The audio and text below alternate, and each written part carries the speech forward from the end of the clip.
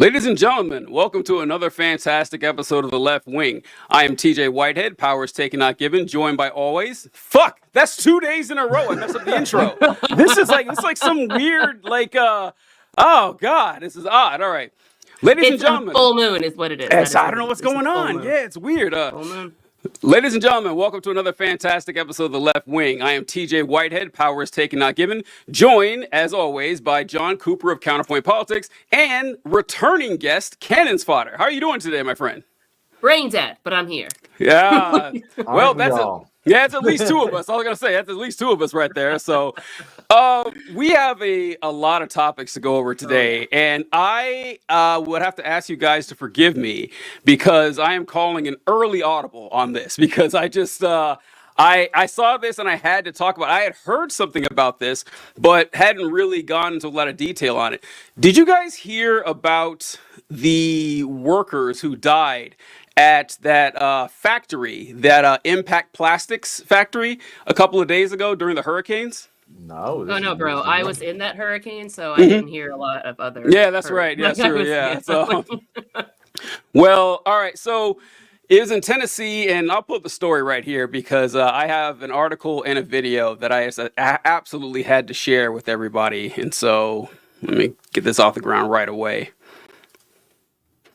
Okay, so the headline is family of factory worker who died in Helene flooding files wrongful death suit against employer. The East Tennessee company that saw at least 5 of its factory workers swept away in flooding from Hurricane Helene now faces a lawsuit from the family of one victim asking for at least $25 million. The wrongful death suit was filed Monday against Impact Plastics CEO Gerald O'Connor. Impact Plastics, led by Mr. O'Connor, chose greed over the safety of its workers, the complaint states. The deaths caused by Hurricane Helene's flooding were not just tragic, they were entirely preventable. The lawsuit was filed by the family of Johnny Peterson, who was working at the factory September 27th, shortly before the storm pushed the river over its banks, turning the area and the around the factory into rushing rapids. In all, 11 plant workers were swept away by the floodwaters and only 5 were rescued. Wow. Peterson and 4 other employees were found dead after fleeing the factory and being swept away. One worker, Rose Andrade, is still missing. We are still actively searching for her today. The search and rescue told CNN email on Wednesday. The lawsuit adds crucial details. So, yeah, it's basically what it sounds like, that the hurricane was coming. The factory said, no, we're staying open. Get your ass to work. And people died as a result of it. So, already pretty bad, right? I mean, you don't think that it's not a whole lot of complications here. But amazingly, the CEO of Impact Plastics released a statement, and I have got to show it to everybody here. This is just my eyes just went wide because I can only imagine. Right? It is incredible, and I've got to let you guys. I'm not even gonna add commentary. We're just going to let this roll that beautiful bean footage. Let's get to this. I'm Gerald O'Connor, founder and president of Impact Plastics in Erwin, Tennessee. Due to death threats against me and my family, and to reduce the stress on local law enforcement that now needs to be focused on recovery operations, I'm with you by this video. The flood of September 27th took from our Impact Plastics family some great employees. One was a personal friend of more than 30 years of working together. We are heartbroken, as you are, about our loss and will keep those who have now passed in our hearts forever. Following that day, I ordered an immediate review of the events and the timeline of what occurred that morning, beginning as soon as the last surviving employees and a count of those who are missing were addressed. With help from the National Guard, we were able to help secure the rescue 5 of our employees by helicopter. Today, we share that preliminary report with the public. The findings are that employees were told to leave the plant at least 45 minutes before the gigantic force of the flood hit the industrial park. There was time to escape. Employees were not told at any time that they would be fired, if they left the plant. After checking to make sure everyone was out of our plant and to rescue important files, I was one of the last people to leave the plant and luckily escape. To our knowledge, no one perished while on company property. My company will cooperate fully with the inquiries from the Tennessee Bureau of Investigation and the Tennessee Occupation and Health Administration in days ahead. For now, our focus is on our employees. Thank you for your hard work as we all try to recover from this tragedy. I fell in love with Irwin and the people back in 1987 as a home for Impact Plastics. My plan is to build back our business in this town that I love as quickly as we can and offer good jobs again to the people who live there. All right, so I'm going to throw it to Kathy first here. I just want to put one comment in here that always suspicious whenever your CEO refers to your job as a family. That's always the dead giveaway that something's gone terribly, terribly wrong, and they are out to screw you more than you would even guess. What were your thoughts after hearing that that amazing statement? I'm sure that's going to cover everything up for him. You see the scribbles. Okay. Oh, good. Yeah, great. Oh, like the fire burning in my little like Liverpudlian soul right now. Okay. Important files over 5 employees. Like important files. I want to set him on fire. Okay. So the first thing I wrote down was he looks like a Gilded Age goon. Oh, he does. He does. Okay? This like Tammany a Hall ass cartoon. motherfucker. Exactly, like a political cartoon from the 1890s, right there. Which appropriate because it's that's honestly surprising he wasn't wearing a top hat. Like he looked like a dude who would have rocked a top hat. I had that thought when I was. I had the exact. I'm like, where's the fucking monocle, right? Like down to the double chin on only one side of his face. You know what I mean? Like, I hate that man, and I don't even know his name. Boss Nast. He's gonna be. That's who he's gonna be. We might as well go with that. We're gonna throw Only it to John. nerds lauged at that. You know, hey, only cool people laughed at that. It's so true. We had friends in high school. That's 100% true. The books, our degrees keep us warm at night. I had so many dates, like so many. He also. When you're ever saying the last surviving employees, also not a good sign. Whenever you got to utter that phrase, that's also a pretty big red flag. And Jesus Christ, I was among the last to escape. Like motherfucker, fuck oh, up. Like, I'm gonna yeah, stab you in the face. I don't even believe he was there. I don't believe he was there at all. Yeah. And I also want to say the balls that this guy has to say, we told them 45 minutes before the flood hits that they wouldn't. Oh, you got it written down. They wouldn't get fired if they left. Like, it's like what? Okay, it's. Oh my, John, go ahead. Take it away. I know. There are so many sentences in that statement that are dead giveaways. Yes, this guy is guilty. Like there's so many. In fact, like this is why you should hire PR. Because someone wrote out every sentence of that statement and approved it, and approved it, and they wrote out the sentence. No employees perished on company ground. Oh, I know like, that's a good thing to have our CEO saying on camera and intentionally put out. Like, oh my God! While playing the victim himself, I lost a friend. I lost a friend. Oh you my God. are the reason you lost a friend, sir. So it's not just this specific company and circumstance. This shit happens all the time. Where, technically, we didn't say people would be fired if they left. And anyone, and this is the thing that just blows my mind, how people still get away with this shit. It's like, we've all worked for companies. Yep. We all know that you can't just leave without permission. It doesn't matter if they say you'll be fired. The implication is always you will be fired, or at the very least disciplined. So unless it's kind of like a consent, unless you get an enthusiastic yes, you're staying at the fucking company. You're not leaving. The company needs to provide enthusiastic get the fuck out of here.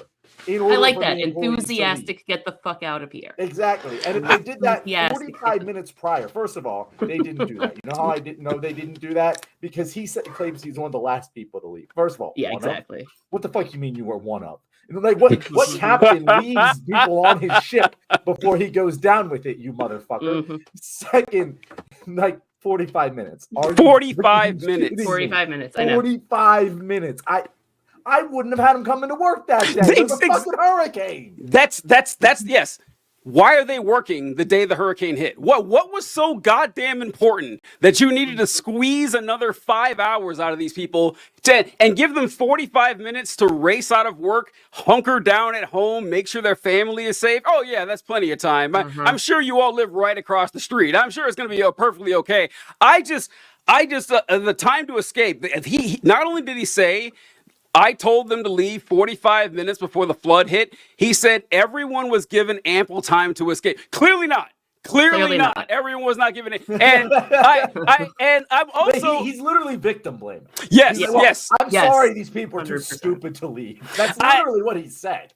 And After we told them they couldn't. yeah, no, right. And when Kathy, when you repeated the statement that or John, which said that no one died on company grounds, I actually hadn't thought about this until just now. I'm sorry, because no. I want to be very specific. He didn't say no one died. He said no one perished. No one perished on company. That made it worse for me. Yeah, Drop the SAT word, you know? Yeah, right. Yeah, it was that it was a flood. Their bodies were carried away. So I was wondering, it's like, because when I first heard that, I thought, oh, they got caught in the flood trying to get away. But no, it doesn't necessarily mean that, because if you were caught in the flood on company grounds, your body would wash up miles away in the flood. Mm-hmm. And it's just like, it is amazing what we let companies get away with, like what we let bosses, like the fact that this is even legal actually it's probably not. Honestly, that's why the lawsuit, the wrongful death lawsuit and everything. Mm-hmm. And I look, God bless those families trying to get that $25 million. They should get the company. Honestly, the company should belong to them now. Split it up amongst those 5 families, because the fact that this is allowed to happen is just monstrous. Now, I've known, well, Kathy, you can speak to this a little bit more. Mm-hmm. So people who work in areas that are hurricane prone. So I knew someone in Houston once, and she worked at an aviation company. Like they plan routes for aircraft. And so they needed to work during the hurricane because, just because they're shut down doesn't mean the whole airline industry is. So they essentially just moved the business to a more secure location, like the necessities. It was like a hotel or something, because hotels are very stable for hurricanes. And they moved there, and they've paid for their hotel fees, and they stayed there for a week while the hurricane hit, and they could still work. And like, what have you seen stuff like that in areas that are hurricane prone? Oh yeah, all the time. Like that's like, to those of us, like that's why I wrote down 45 minutes with just exclamation points, because it's those of us who live through hurricanes a lot. Like, you notice how like Floridians reacts to hurricanes very differently. Like, it's not a Cat 3, I don't give a fuck, right? Like, I'm gonna play outside, like I'm gonna stand in the hurricane and go roar, like we do that for real. Yeah. Like you haven't lived until you've shotgun a beer in hurricane winds, just so you know. But that's why we're the way we are. But so like, so to us, like that sounds even more absurd, right? Because 45 minutes is not enough time to pack up the things you need to take with you to evacuate, let alone evacuate, right? And even if it was, even presuming that like they had their cars packed up and ready to go in 45 minutes, okay, go. Do you know what traffic looks like before a hurricane? Oh, God. Like, traffic is so bad before a hurricane that sometimes like they always cancel tolls because they just want like any fucking road you can find, use it. I don't care. Like, you just go, right? I've seen hurricanes like during Irma, since the entire state had to evacuate, they closed down the southbound lane essentially and opened it for northbound traffic. So they just opened the entire highway and said, get the fuck out, okay, and go that fucking way, right? And that is what we all kind of did. So I heard 45 minutes, and like I think that is his grand jury indictment. He just like wrote, recorded, and released to the public what the prosecutors will play in that wrongful death. I don't think it's I don't actually know. because I'm stupid. But like, they're just gonna play that in front of a grand jury and be like, "What do you think?" And they're gonna be like, "Yeah, go, that's good, we're good." Just convict him. You want us to be on that jury too? We'll just skip a lot of like processes here. Just send some fucker away. We'll save the state of Tennessee a lot of time here. Let's just clear this up, right? And they need the money for other things right exactly. now. Oh yeah, this is, I don't know. I saw that literally like a couple hours ago, and I had to share that because with you guys, because that was just some. Yeah. Before we close out, I just have to say, maybe if I was that, this is why I don't understand like rich people, right? Like if I owned a plastics company, like I gotta have money in the bank, Yeah. right? And I'm that old, and I look like the fucking satanic spawn of a walrus and a lima bean, and 6 of my employees die in a massive flood, I'm just done. Like, he's just like, you know what? I have the company. I'm done. I'm good. I'm out of here. I'm not dealing with this anymore. Yeah. That's my retirement. I cannot believe this guy's like, you know what? I want to rebuild. What the fuck? Rebuild your face, bro. Yeah. It's hurting. Yeah, Kathy and I were talking about that right before you hopped on, literally. John, about personal vanity and how big part it plays when you do social media all the time, and how I'm not above it at all. I take a lot of care, and we were talking about how a lot of creators, I'll hear them say something like, "I don't really care how old I look." Well, good for you. I absolutely do. I care a lot about how I look. I care a great deal. So I'm sure your medal is in the mail for being a better person than me, but my vanity means quite a bit. So if I had, I should look up the net worth of this guy and find out how much money he has. But that's a good point. His name? I don't know. Let me see. That's right. I X'd out of the thing, but I'll look it up. But it's Impact Plastics CEO. If you want to see if you can Google his name, find who he is. But if I had, untold millions. Gerald O'Connor, untold millions and millions of dollars. There's no way I'd look like that. I wouldn't look like a human Right? Porky Pig. There's no fucking chance at all. I would at least try. So like, what might happen with me is that I'd put a lot of money into my appearance, but all the money would make me really lazy. So you know how like Elon Musk, we'll get to him probably into the show, but Elon Musk, he used to have like, he was balding and he looked all goofy and shit. Now he's got the hair plugs, good call. But he's also was insecure that he was a really frail guy. So he was clearly taking testosterone or HGH, but he doesn't work out. So he has a weird like block shape to his body. That's like the worst case scenario for me, where I would take the medicine but not actually put in the work. But I certainly wouldn't like that dude. I don't care if I was 100 years old. Did you find out his net worth? I'm looking. Like there's not like it'll be on the internet soon. He's not big enough. He's not famous enough. Okay. Give it a few hours though. Okay, yeah, we'll find out. Well, so all right. Anything you guys want to add to that? I just threw a curveball to you there. No one got to read up on it, but the one thing I think we all know who he is. Yeah. Do you ever see like when it says like, oh, this video from however many years ago, before you were like big, and you're just like, oh my god, why didn't I fucking like shave before? Oh Jesus, I look awful. I can't believe I used to put this out there, man, all the time. Every time like TikTok loves to torment me by showing me on this day in 2022 or something. I was like, God, I can't believe anybody watched this shit. I can't believe a single soul sat through 5 seconds of this. I even saw one. So I don't know if you remember this, Kathy, but YouTube is expanding its shorts to 3 minutes or something like that. I know are posting there. Well, yeah, they're phasing it in. Yeah, I still can't do it, but I was looking at some of my old videos on TikTok and going through and everything to just transfer them over to easy, do some easy work for myself there. And I found one from last year that did really well. It's like, man, like those pauses and those gaps, I sound all robotic and shit. So even going back a little time and seeing like your performance improve has been pretty good, but I don't know, man. Okay. It's weird. It's weird. Little inside baseball for our fans. A little bit. I'm sure. I know. This is the shitty part. This is actually, John and I talk about the best thing about this show is that we get to talk to other content creators because you don't get to do that really in your day-to-day life. Not generally. I mean, you may happen to know someone who does it, but probably not. So being able to, talk about the little issues you run across and the complaints you have that nobody else would care about, let alone listen to, is pretty. Or yeah. Oh, I'm sorry. You have all these people following. I know. Okay. All right. Fine. You don't want to say it and shit, but all right. Which one should we hop to next, John?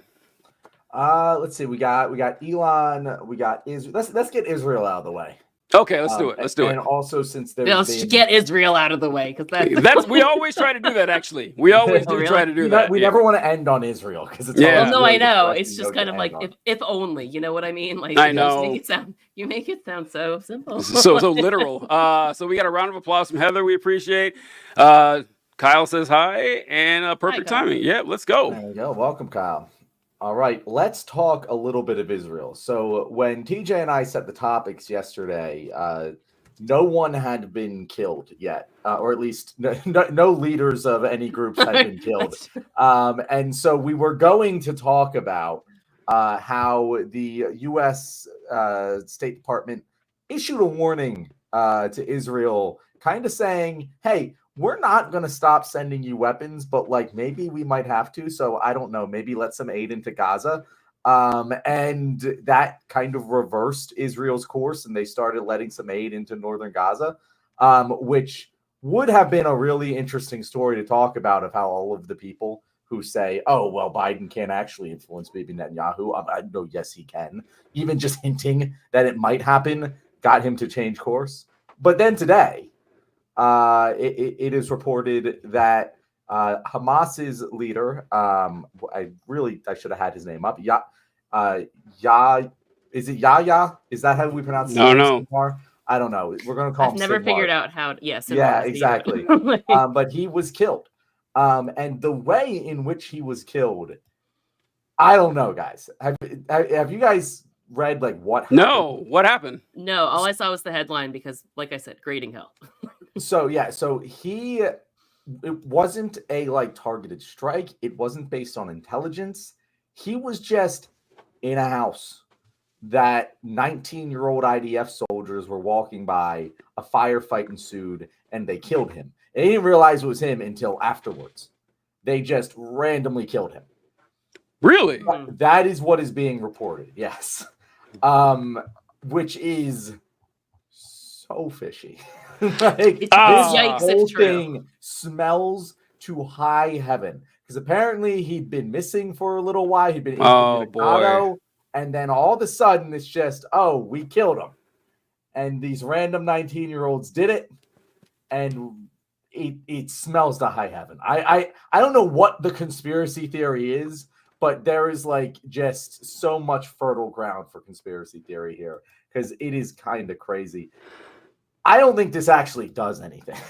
Like, I don't think this changes a single thing, but it is one of those events that could change things, maybe.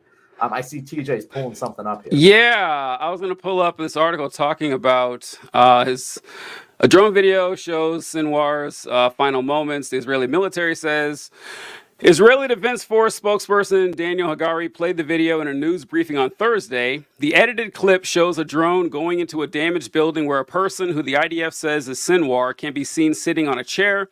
The figure's body is positioned away from the drone, but they appear to be looking toward the unmanned craft.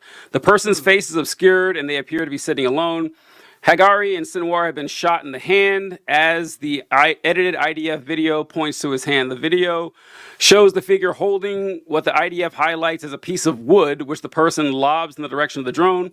Israeli says the drone later discovered Sinwar's body in the rubble of the building, which was struck by an Israeli tank on Wednesday. Only after sending in soldiers on foot did the Israeli military identify the man as a Hamas leader. Yeah, it doesn't say why this took place, like why they were scoping out. Yeah, so what I just said, I got from an article by Axios. And I'll pull it up. I had it up here somewhere. Of course, now I'm completely missing it. This is ripe territory for a Kathy conspiracy. You know that we got here. You've seen me scribbling. Yeah, this is right up her alley. What's John? But no, that's what I'm always doing when I'm staring off doing nothing. What I'm doing is I'm writing down my brain. Like, does it bother you that so many conspiracy theorists are fucking stupid? Because conspiracies can be really fun. They can be really so fun and so like interesting. My Kate Middleton one was rock solid. Like, I know it was bullcrap, but it was so fucking good. So this is what I had read from Axios, that an infantry unit of 19-year soldiers were on a routine patrol in the area, exchanged fire with 3 armed militants and killed them. It was a coincidental encounter that wasn't based on intelligence. The soldiers realized they might have killed the most wanted person in the Middle East only after looking at his body. So that's a little different than what CNN is reporting. Kind of confusing. I kind of just trusted the source there. Well, I mean, and I trusted the source. I mean, very much didn't trust what was being said, but I trusted at least that part was true. I mean, it could. That's what Israel was claiming. Ever since Israel told me the calendar was a list of fucking terrorist plots. Yeah, I don't believe a goddamn. I never really believed a goddamn thing they say, but that was kind of the end of any belief of anything they said. Yeah, but, like it's weird, TJ. It's weird. Kathy, what you got for us? What you got? So many things. To the nerds out there, shout out to Sun Tzu, Art of War. Okay, because I have a conspiracy theory. So everyone, buckle up. Let's go. Let's go. Okay. I'll open with. Did either of you watch The West Wing? I assume you did because you're nerds, right? No. Well, I'm not a nerd, so I didn't watch it. I wouldn't know what that says the man in the Umbrella Corporation t-shirt. But no, I haven't. Tell me you're kidding. Tell me you're kidding. Tell me you're kidding. No, I really haven't watched The West Wing. Oh my god, yeah, that needs to be remedied immediately. Like that is your homework. Bye, guys. I will grade you. No, like I'm not even kidding. Like there are episodes of The West Wing I have incorporated into my class because there's such good representations of concepts of government. Like, like the kids get all excited. I'm like, we're watching a TV show, and then I hand them a worksheet, and they get mad. No, it's great. It's great. But there's an episode in The West Wing where they plan an assassination of a foreign leader that they don't want to have responsibility for, but they need to happen. And that, I think, is what just happened. So what I wrote down, and I'll just kind of go in the list of how my brain dumped this out so you can see where I'm going. I wrote, Sinwar is dead. We have a lame duck, unpopular president. Now, beloved to history, most likely. This is a yikes, but true, but likely a CIA hit. Then I do the Abdul Sharif episode of The West Wing, and I go, the two stories go together. So, John, your story about the 30 days before we have to, stop sending you weapons, so let some aid into Palestine. Pretty please, right? And the next day, a random assassination of the guy we've been looking for all along, 3 weeks before or 20 days before the election. That I'm sorry, you're not going to convince me that this was anything but a CIA hit. This was literally BB. Listen, I got nothing to fucking lose, right? And I will happily blow the shit out of people so you can do this. And I'll tell you what I'll do. I'll finish your fucking war. I'm going to go kill this motherfucker for you. You're going to let the aid into Palestine. And it's going to look like I ended this motherfucking war 3 weeks before Americans go to the polls. Suck my dick. I kind of have to concur with that being the most likely. That sounds a hell of a lot more likely than a bunch of 19-year-olds randomly walked into his house and shot him. That seems a lot more likely. When you think about it like a chessboard, I'll move this piece, you move this piece, you move this piece, right? Everyone's starting to talk about Donald Trump as a lunatic. BB's been using the war to get Donald Trump elected. That's looking less likely. Kamala Harris just wiped the floor with Fox News, essentially, right? Nail coffin. I love this. I actually love this. Because look, what we were saying, the conflicting narratives. Odd. First off, so I understand with fog of war, news is hard to spread sometimes, but this happened less than 20 or fewer than 24 hours ago, and you already have two different stories. I guess supposedly they could converge because you could have an infantry unit that had an armor division, like a tank that happened to be there. That could happen, and maybe this is one part of each story. But the fact that there's two major coincidences at the same time, not possible. There's no chance at all that they just happened to find Sinwar the day after Biden puts out the 30 days honestly, I was upset at the 30 days because you didn't need it. I was going to read a statement by CARE. CARE was like, well, why do you need 30 more days? They've already proven what they're going to do. Just stop the aid now and threaten them. But this does make more sense if Biden or whoever is like, hey, we're going to, act on our own accord anyway. But the fact that they find this guy the day afterward and that, Oh shit, what was the other one? That happened the day after, and it was a major figure at the same time on the same day after the initial threat. Yeah, there's no chance that happened. There's no chance at all. I kind of like this. What do you think? I have an addendum. Let's go. Because to your point about how the two stories might go together as pieces, because things usually break in pieces. I think that could be correct. I think perhaps yesterday or a day before, in one of these Israeli strikes that happens every 15 minutes, right? Yeah. They probably hit a building that hit, like they took him out, right? They probably realized they took him out. And it was probably American intelligence that, like, because we share intelligence, right? So America knew he was dead the second Israel knew it was dead. That's the bilateral military arrangement that we have, right? So Biden put like, here's what we do. I was like, because it's very likely that Kamala Harris is going to be replacing me in a couple of months. So this is how it's going to play out. You understand, right? Put him in some rubble, because you said that one article said he was found in some rubble after they just realized. So I think maybe a drone strike hit the building. They realized he was in there. So they staged some bullshit. These kids happened upon him. So they kill some random Palestinians, because that's not exactly out of character for them. And they put the two things together, and Biden releases the whole, we're giving you a 30 days notice. And the next day, oh, look, we're done all of a sudden. Yay. That's great too. I'm just like I'm imagining myself like in like the situation room, right? And it's just like, wait, you're telling me that our indiscriminate killing of random Palestinians actually killed the terrorists? Are you like, that wasn't the goal at all? But what a coincidence! Well, to that point, there's no such thing as a coincidence in politics. There's not. Okay. First time for everything. That scenario right there, it reminded me of two pop culture references I'm going to make.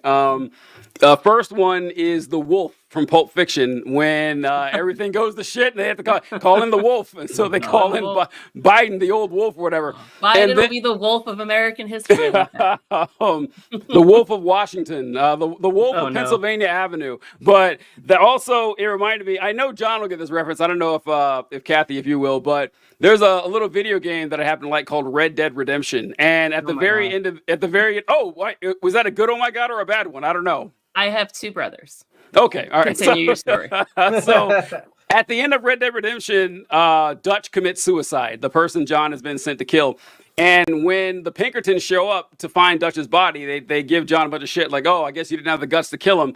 And they're like, give me your gun, John. And they take it and they shoot Dutch's body on the ground and say, trust me, it looks better in the report that way. That's what I thought too when you're going with this. It's like, all right, we got him, but someone shoot him a couple times. It's going to look better to the press when we release it. I kind of like that. You know what's really funny is I kind of thought of that while I was scribbling my little conspiracy down. I actually pay attention when my brother stuff. I love it. I love it. That is fantastic. That's the other one. I think it's Portal. The cake is real. The cake is real. And like I put that in one of my PowerPoints. Or the cake is a lie. Cake is a lie. Whatever. It's been a fucking long time, right? But I remember I like made one of those little subtle jokes in one of my economics PowerPoints one of the days, and like made one of the kids like love me. They're like, Miss Cannon, you understand? I was like, I don't really. It's just a joke. Like I get the joke. I don't play the game. Like just stop. Yeah. I don't want to hear any more about it. The other one's Assassin's Creed. I was like, please stop talking to me about Assassin's Creed because we're learning the French Revolution, and they're like, hey, you know Assassin's Creed? I was like, if you say Assassin's Creed. Oh, maybe you should play Assassin's Creed sometime. I'm just TJ. saying, I never played it. I know, but it might be. I mean, if so, I don't know. It could go along pretty well. Like, imagine how cool they think you are if you play Assassin's Creed. I can hear the voice, Miss Cannon. It's not traumatic or anything. Yeah. So John, what do you think the aftermath is going to be? Like, what do you think is going to happen? This is a pretty weird turn of events. So that's the interesting part to all of this. So I'm going to assume, for the sake of argument, that what is being reported is true. Our conspiracy theory isn't correct. This was a massive coincidence, and no one was planning for his death. And it seems like, if that's the case, Biden and Harris are taking the bull by the horns. And Harris released her statement, the Obama, I killed Osama bin Laden. She did the whole statement. We're like, oh yeah, we got him. We got our guy. And they're probably pushing for this to be the end. And they're like, yo, BB, you got the guy. You got your scalp. End this shit. However, Bibi, unsurprisingly, this might come as a surprise to some people, but Bibi says the war isn't over. What? And What? I know, right?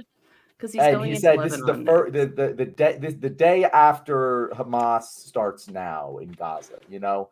And it's like the thing that he's not saying is who takes over, because we know he wants it to be Israel. And that was the entire point of all of this. And I do think that is what Bibi's going to be pushing for. And what I do suspect is, you know, this is a big, I don't know, but I'm just guessing, is that Israel's going to try and annex Gaza, and the Biden administration is going to try and sell it as an end to the war, and a victory for, you know, the good freedom fighters of the world. And that I don't really know what the Republican side to that is. But I think that's the most likely way this all ends up playing out. But it really depends, like, if they're able to, like, if this was a hit by the CIA and they have someone installed in Hamas that's going to, like, more or less peacefully transfer the power, that's probably what's going to happen. But again, this is a very just like guess. Like I don't know, because like I could equally believe this was a CIA hit, or it was a total coincidence no one saw coming, and everyone's just making a power play right now. I don't know. Huh? I mean, it could be like, you know, like what Kathy was saying, that they were tipped off and acted on it, but the timing is just weird for that. Like the timing is just really odd. Yeah, I don't really know. It's like it does make you wonder, like, if this was something by Biden, this would have been more effective like a month ago. I feel like right now, people have already voted. I mean, you don't want to wait till people after they vote to start doing this, unless they're feeling really desperate, unless they're not satisfied with the way the voting is going. We'll cover that in a little bit too. I mean, I don't know. We're speculating. Who knows what's going to happen? And the annexation of Gaza has always been on Israel's list. I don't know if the United States wants that or the United Nations wants that.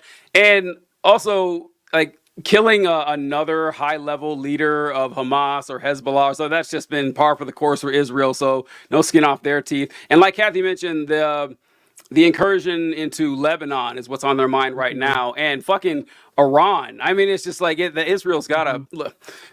They got to be stopped. They can't be allowed to keep doing this anymore. I don't know. What do you think, Kathy? Oh boy, oh boy. I don't know if you've seen me scribbling. I seen it. We synced it. All right, it. Smoke was rising from the paper. It was. I ripped the paper actually by accident. I was so furiously writing. It's fine. Remember all those conspiracy theories about America's paying for Hamas and we did this and blah blah blah blah blah, like that were on the internet, like I don't know, years ago, like in the middle of whatever. Like the right wing Looney Tunes were always like, the American government, we're funding Hamas, we're funding everything. We're like, you know, you look at me like you don't know the people. You know the people. Okay? Okay, so I was thinking that, and we also know Reagan and everything, right? Because he did, in fact, install like Saddam Hussein and Osama bin Laden, and we were kind of famous for funding, like, you know, some terrorist groups to overthrow some governments. It was sort of our jam for an entire, you know, couple decades or so, or continuing. But to the point, continuing, right? So, like, what if we weren't funding Hamas, but we had like an American's plotline version of it in Hamas, like where we had a secret agent like living in Hamas and like low-key pretending to be Hamas, and well, like, we certainly if we don't have that, obviously that's just malpractice, right? So that's what I'm saying. So like that's how it happened, right? And like boom, so like then so I don't know if you saw the Fox News interview with Kamala Harris, right? But she made a big, like, let me be clear, this will not be a continuation of the Biden administration, which had a like when she said it and the way she said it into response to the question she said it, it felt very like deeper than it, like she was sending a message to somebody specifically listening. And I think that might have been Benjamin Netanyahu. Like, I'm saying it here, but be clear, right? Because like she at that point probably knew he was dead, but they hadn't, you know, gone through the steps of staging it the way they wanted, assuming my conspiracy is correct, right? To your point, like this is a hell of an October surprise. We got the terrorist, right? Like had Osama bin Laden been killed this time in October of 2012, like that election would have been a land fucking slide, right? Yeah. And So I wouldn't be worried about the early voting, to your point, because early voters know how they're going. Like undecided voters don't vote early. Okay. Yeah. So like that, but they might be worried about what they're seeing in the returns. But to the point, your question, does the UN want Israel to annex Gaza? No, the UN's pretty Nope. clear, two-state solution. They lost Europe already and the two-state solution, right? And Kamala Harris is literally, we know the Republicans, like, will let Bibi Netanyahu annex Gaza because they're just gross and racist and disgusting, and Palestinians are brown, and that's enough, you know? So it's very clear in this moment. Like, I think you're going to see in the next 3 weeks, the lead up to election, Kamala Harris is going to talk big two-state solution, right? Like, she's going to talk big. They did what they did, the retribution for October 7th. It may have taken a year and there may have been a lot of devastation, but now is the time. It fits right into her slogan to turn the page to an America with a less toxic rhetoric and turn the page to a two-state solution in Israel. Why don't I work for her? But here's the problem, though. Why would Bibi do that? Like, there's no reason for him to want that to happen. Benny Gantz is the reason. What was that? Benny Gantz is the reason. Bibi's unpopular in Israel. He's been facing historic protests. He's clinging to power to avoid bribery charges. He's lost control of his government. He only formed the coalition government so they could kill this motherfucker. This motherfucker is dead. Benny Gantz is going to go like on a vote of no confidence, call for elections. Bibi's out. If that's true, then it works. Yeah. Like, but I struggle. So I was someone who You're was just struggling with American competence. I know it's hard. It's not even American competence. We're very competent at killing people. We're just less competent at like predicting the outcomes of killing people. Consequences were bad. Exactly. But the thing that I struggle with is that there isn't an immediate plan on both sides. If there was an immediate plan on both sides, I'd be with you. But what the White House is saying and what Netanyahu is saying are two different things right now. The White House is saying the war is over, and Netanyahu is saying the war is not over, motherfuckers. Well, I know, but that's. Oh, go ahead. Sorry. I just don't think there is communication there. So yeah, like if Netanyahu isn't going to be in power in the next couple of weeks, like maybe, but like I don't see it playing out in any way in the election, in time for the election, in a way that is beneficial to the White House, unless Israel just does a ceasefire. Like that's the only way it actually happens, if the ceasefire gets done, which I just don't see happening. Yeah, that will not happen. I'm going to go ahead and tell you there's not going to be a ceasefire. But like, here's the thing, like, it's not going to happen before the election, but it's going to happen because what you're going to see between now and then is all of that start to play out on the stage. So to the point, we're saying the war is over and Israel saying, no, it's not. We're telling Israel the war is over. They're saying, no, we want to play. So you're going to see us say, no, motherfucker, bitch, listen, you're grounded. Look, motherfucker, bitch, what we have a bigger army than you. Right? But we don't. We could have done that at any point. No. Like year. We do. But the point is that we can be very clear. Like the theme of a new generation taking leadership. This is not a continuation of the Biden administration. We know Biden's a simp for Israel and always has been. Kamala Harris has not been. And she made a very clear point. I have not spent my entire career in Washington, right? I'm not beholden to the same interests, especially those tied to Beltway politics, which are very tied to AIPAC, right? Her husband is Jewish, but not all Jews just default agree with Israel. In fact, a lot of American Jews specifically hate Benjamin Netanyahu. And I'm willing to guess her husband is among them, given that he's a decent human, right? Yeah. So if everything is pointing to Donald Trump is going to lose, because they're making us think it's a horse race because they need us to keep watching for ratings. I think it's not as close as they want us to think it is, because of if I'm putting pieces together, I'm good at patterns, right? Then that's kind of what I'm thinking. Bibi, it's going to be Kamala. Kamala is not beholden to the same people Biden is or anybody else that's ever been president, all right? She's not going to deal with your shit, and you've seen how she neuters men when she talks to them. Benjamin Netanyahu is an insecure man, and he's not going to be able to out-talk Kamala Harris. And Kamala Harris is on record saying, if you break into my house, I'm probably going to shoot you. And I believe her. All right. You have a lot more faith in confidence. Yeah, I than was gonna do. say And I'm go, TJ. cautiously optimistic / hopeful with Harris. But you were confident, and so I like that. I wish I shared it. I'm I do think she'll be better than confident for a Biden, but reason. I'm not completely sold. But we'll see. We'll see. There's a when reason I'm she- confident if you want to know. Sure. What is the It's reason? because the difference between her and like established old guard politicians by the time they run for president is that she's willing to move her positions still. Mhm. And she probably, as a district attorney in California, and as an attorney general in California, and as an age or a senator from California that sat on judiciary, she didn't really deal with foreign policy. She probably doesn't really have strong positions on Israel, and probably her voting record reflects just the dynamics of caucusing in with Democrats in the House, right, or in the Senate. Like, do as Democrats do. Got it. I don't understand this. I trust you. Whatever. Here's my vote. Right. So she's started paying attention to this in good conscience, probably only when she became vice president, which has been a time of nothing but hostility and a very like, fuck you, Benjamin Netanyahu, right? And if she wants to be a different kind of leader, this is like, you want something to break the race apart 3 weeks in.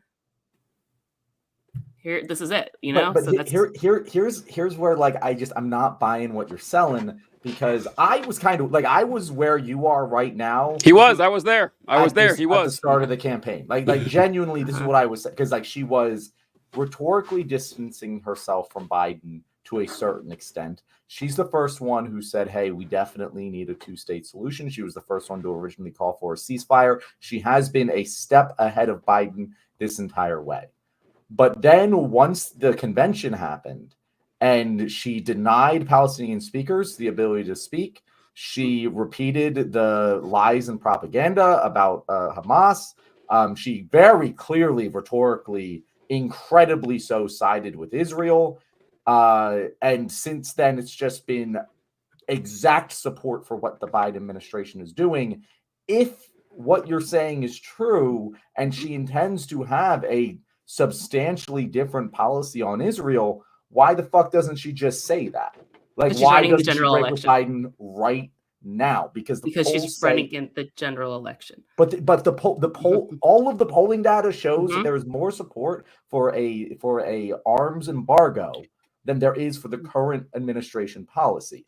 Not if you're trying to win Republicans and moderate voters. No, not if you're trying to win Republicans and moderate voters. And that's what she's trying to do, because this is an issue that obviously the far left is not going to budge on. So she can't count on their votes. And there's literally absolutely nothing American foreign policy can do within the year, even if it's from like when this started, but the year this started to now. I know we want to think that we have the pull, that we could just be like, oh, end it now. No, we can't, right? You have to go through certain diplomatic channels, especially when you have complex diplomatic relationships, right?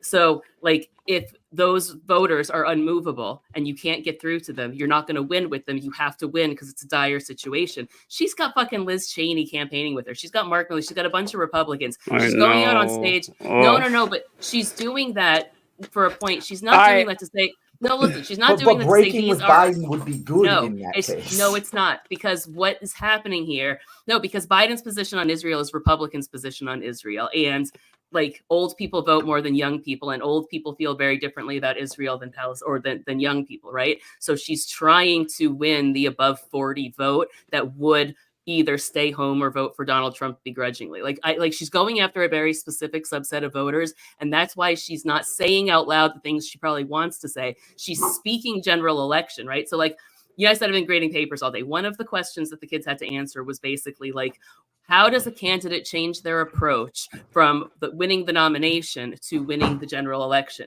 She didn't have to win the nomination, so we didn't get to actually see where her positions would be on those things, with a lot of time to analyze them and chew them. She was nominated and immediately gear shifted into general election. And the correct answer to the question, kids who all got it fucking wrong, is that for one, you're courting your party, which means you speak to the left. You speak to those people. I am the person to represent the party, right? Once you get to the nomination, you move back to the center. I am the person to run America, an America where half of you don't agree with me. So I believe this Democratic Party, but we didn't get to see that, right? So that's like a fair to be skeptical kind of thing. But rest of America, these are the things I'm willing to hear you on. Yeah, right? this is after the convention. John and I had this exact conversation, this exact one, because I said that when you get the nomination, you sprint to the center. This is what you do because you've already got the people locked up that you already have, and but. I do. It is. I don't know if it's an easy answer. I really don't. I don't. I can see either one here, especially with the unpopularity of Netanyahu and everything. But the older voters, you're right. The older voters are gonna fall in line with Israel, and she's very clearly made that choice. I mean, she has. Like that's there. That's she's not detracting from that. Whether She doesn't she's have correct. time. Yeah. Well, she It's doesn't like have it time doesn't. to. It's like.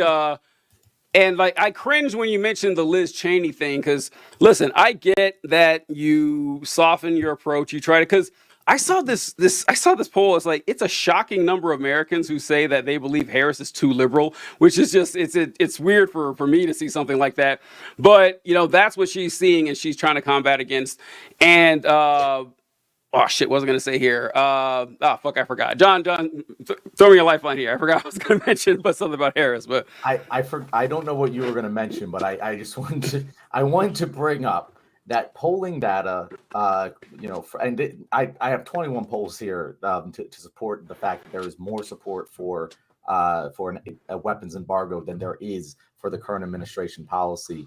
But this is a poll of 1,500 voters by the Cato Institute and YouGov showed that By the 61%. Cato Institute. Yeah, this is a right wing fucking organization, right? Correct. Famous for And push polls. yes, Famous but for and it push polls. shows 61% in Wisconsin, 51% in Pennsylvania, and 56% in Michigan support conditioning aid to Israel on their. But that's what Biden did, though, right? He did that yesterday. He conditioned Yes. aid and for an embargo. No, he didn't condition aid. Well, not aid, but I mean, he conditioned weapon support if they didn't play ball. No. It was very clear. He did not condition aid. He said, "Hey guys, I may at some point potentially have to. Can you please do this." Well, threatened he to. Yeah. Did not. No. They even said they literally said this is not a pretext for conditioning aid. We just would like you to do this. Like it was the most gentle thing possible. But what I'm saying is, my thing is like, Biden is a historically unpopular president. And Kathy, you seem to be of the opinion that Kamala is able to play defense, and I don't think so. I think this is a coin flip. And I seriously wait, like I don't know if you saw, like I legitimately like jump scared to that. Like, and we're gonna get into some polling data later. Yeah. But the ability to be strong, because the number one attack against her, and you brought up the Fox News interview, and there's an important segment of that where the host, I'm forgetting his name off the top of my head. Brett Baier, that's it. He asked her, he's like, hey, over 70% of the U.S. population doesn't think America's headed in the right direction. You guys have been in charge for 4 years. What gives? And she has no answer to that because she's like, I'm just Biden 2.0. But showing, hey, I'm willing to break with Biden. I'm willing to be my own leader. I will be change. I will be progress. That shows strength. That shows leadership. I feel like that's more able to get people who weren't going to vote for her out into the streets to vote. And I don't think anyone is going to start voting for Donald Trump because she does that.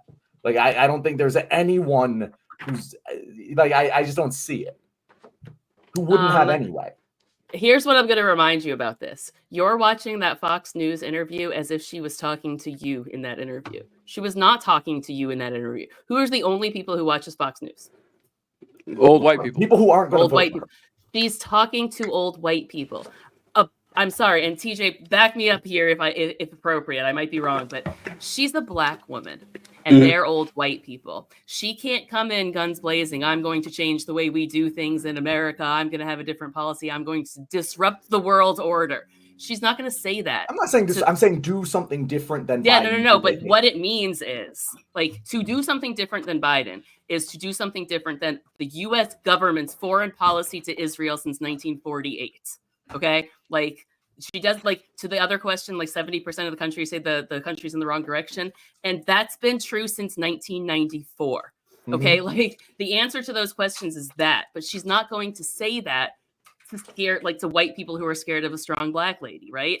She's you're going to pick the fights that you know you can win. She knows she can't win Palestine. And if she's lost voters because of it, she needs to gear shift away from it. There's literally not enough physical time between her becoming the candidate and the actual election to change foreign policy or publicly take a stance that drastic. It's just, it would cause Herbert so Hoover much. did it, and he massively increased in the polls when it came to. Wait, what? And then the Great Depression destroyed the world.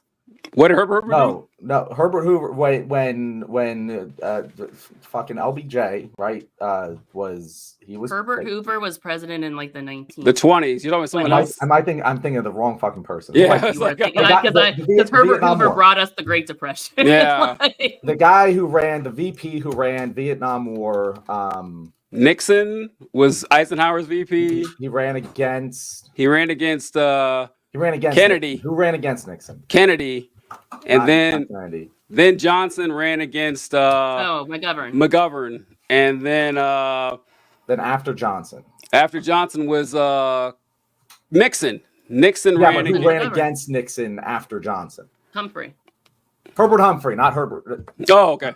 I got my H's mixed up. Humphrey. That's fair. Sorry. I'm glad we got there. Humphrey, he was with LBJ on the Vietnam War. In October, he broke with LBJ from the Vietnam War, and he gained about 20 points in the polls after that. He still ended up losing, but it became a close contested election.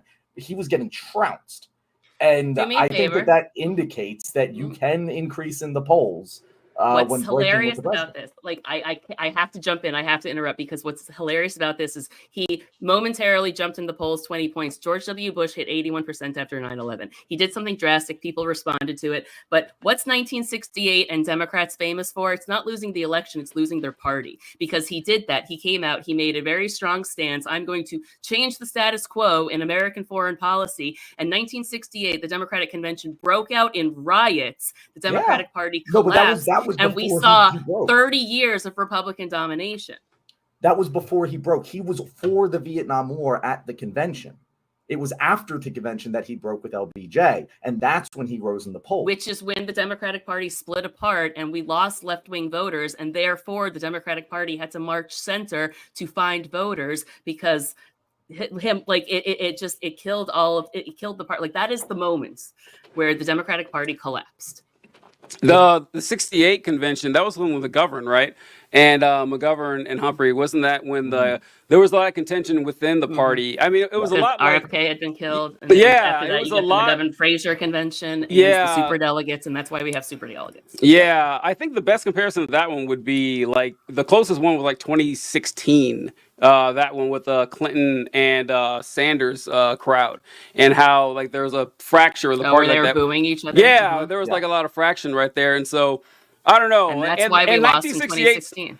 Yeah, 1968 has been terrifying to the Democrats since that actual event. They've always been worried. What you said, the superdelegates, and why they kept moving there. But I don't know. We've got to move on to different topics. We still have some left. It's 7:30. That's why I said, I was you want to get Israel out of the way. I'm like, you don't get Israel out of the way. I know. And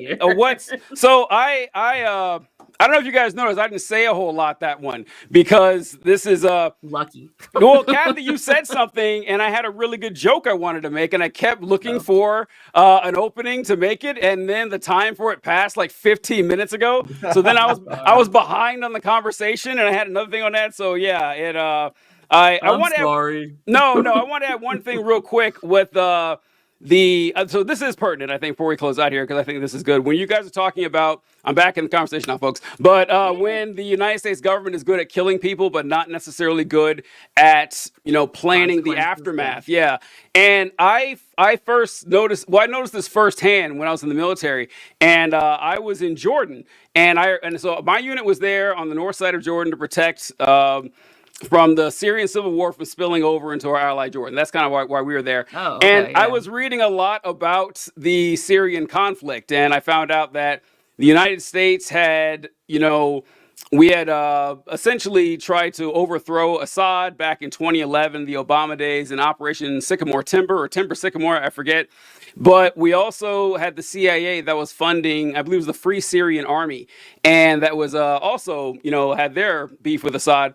But the United States government was also funding Syrian Kurds And the funny thing about this, well, it was funny to me watching it happen, is that the Syrian Kurds and the Free Syrian Army weren't necessarily allies. They just had a common enemy. So whenever the Syrian Kurds had like an encampment or some territory they controlled, and they moved out of it, or they had exhausted their supplies, the Free Syrian Army would come in and start fighting them. So it was literally that meme where it shows my tax dollars and missiles, and it's like also my tax dollars. It was happening like right in front of me. I was like, oh wow, that is kind of nuts. And so yeah, I wouldn't put it past the United States to have an elaborate plot with this, and then just having no idea what happens next. I mean, as we saw with the Mujahideen, we saw how that turned out. So yeah, it's well, go all the way back. Like, we were once friends with Stalin, and our plans to get out of it was then the Cold War.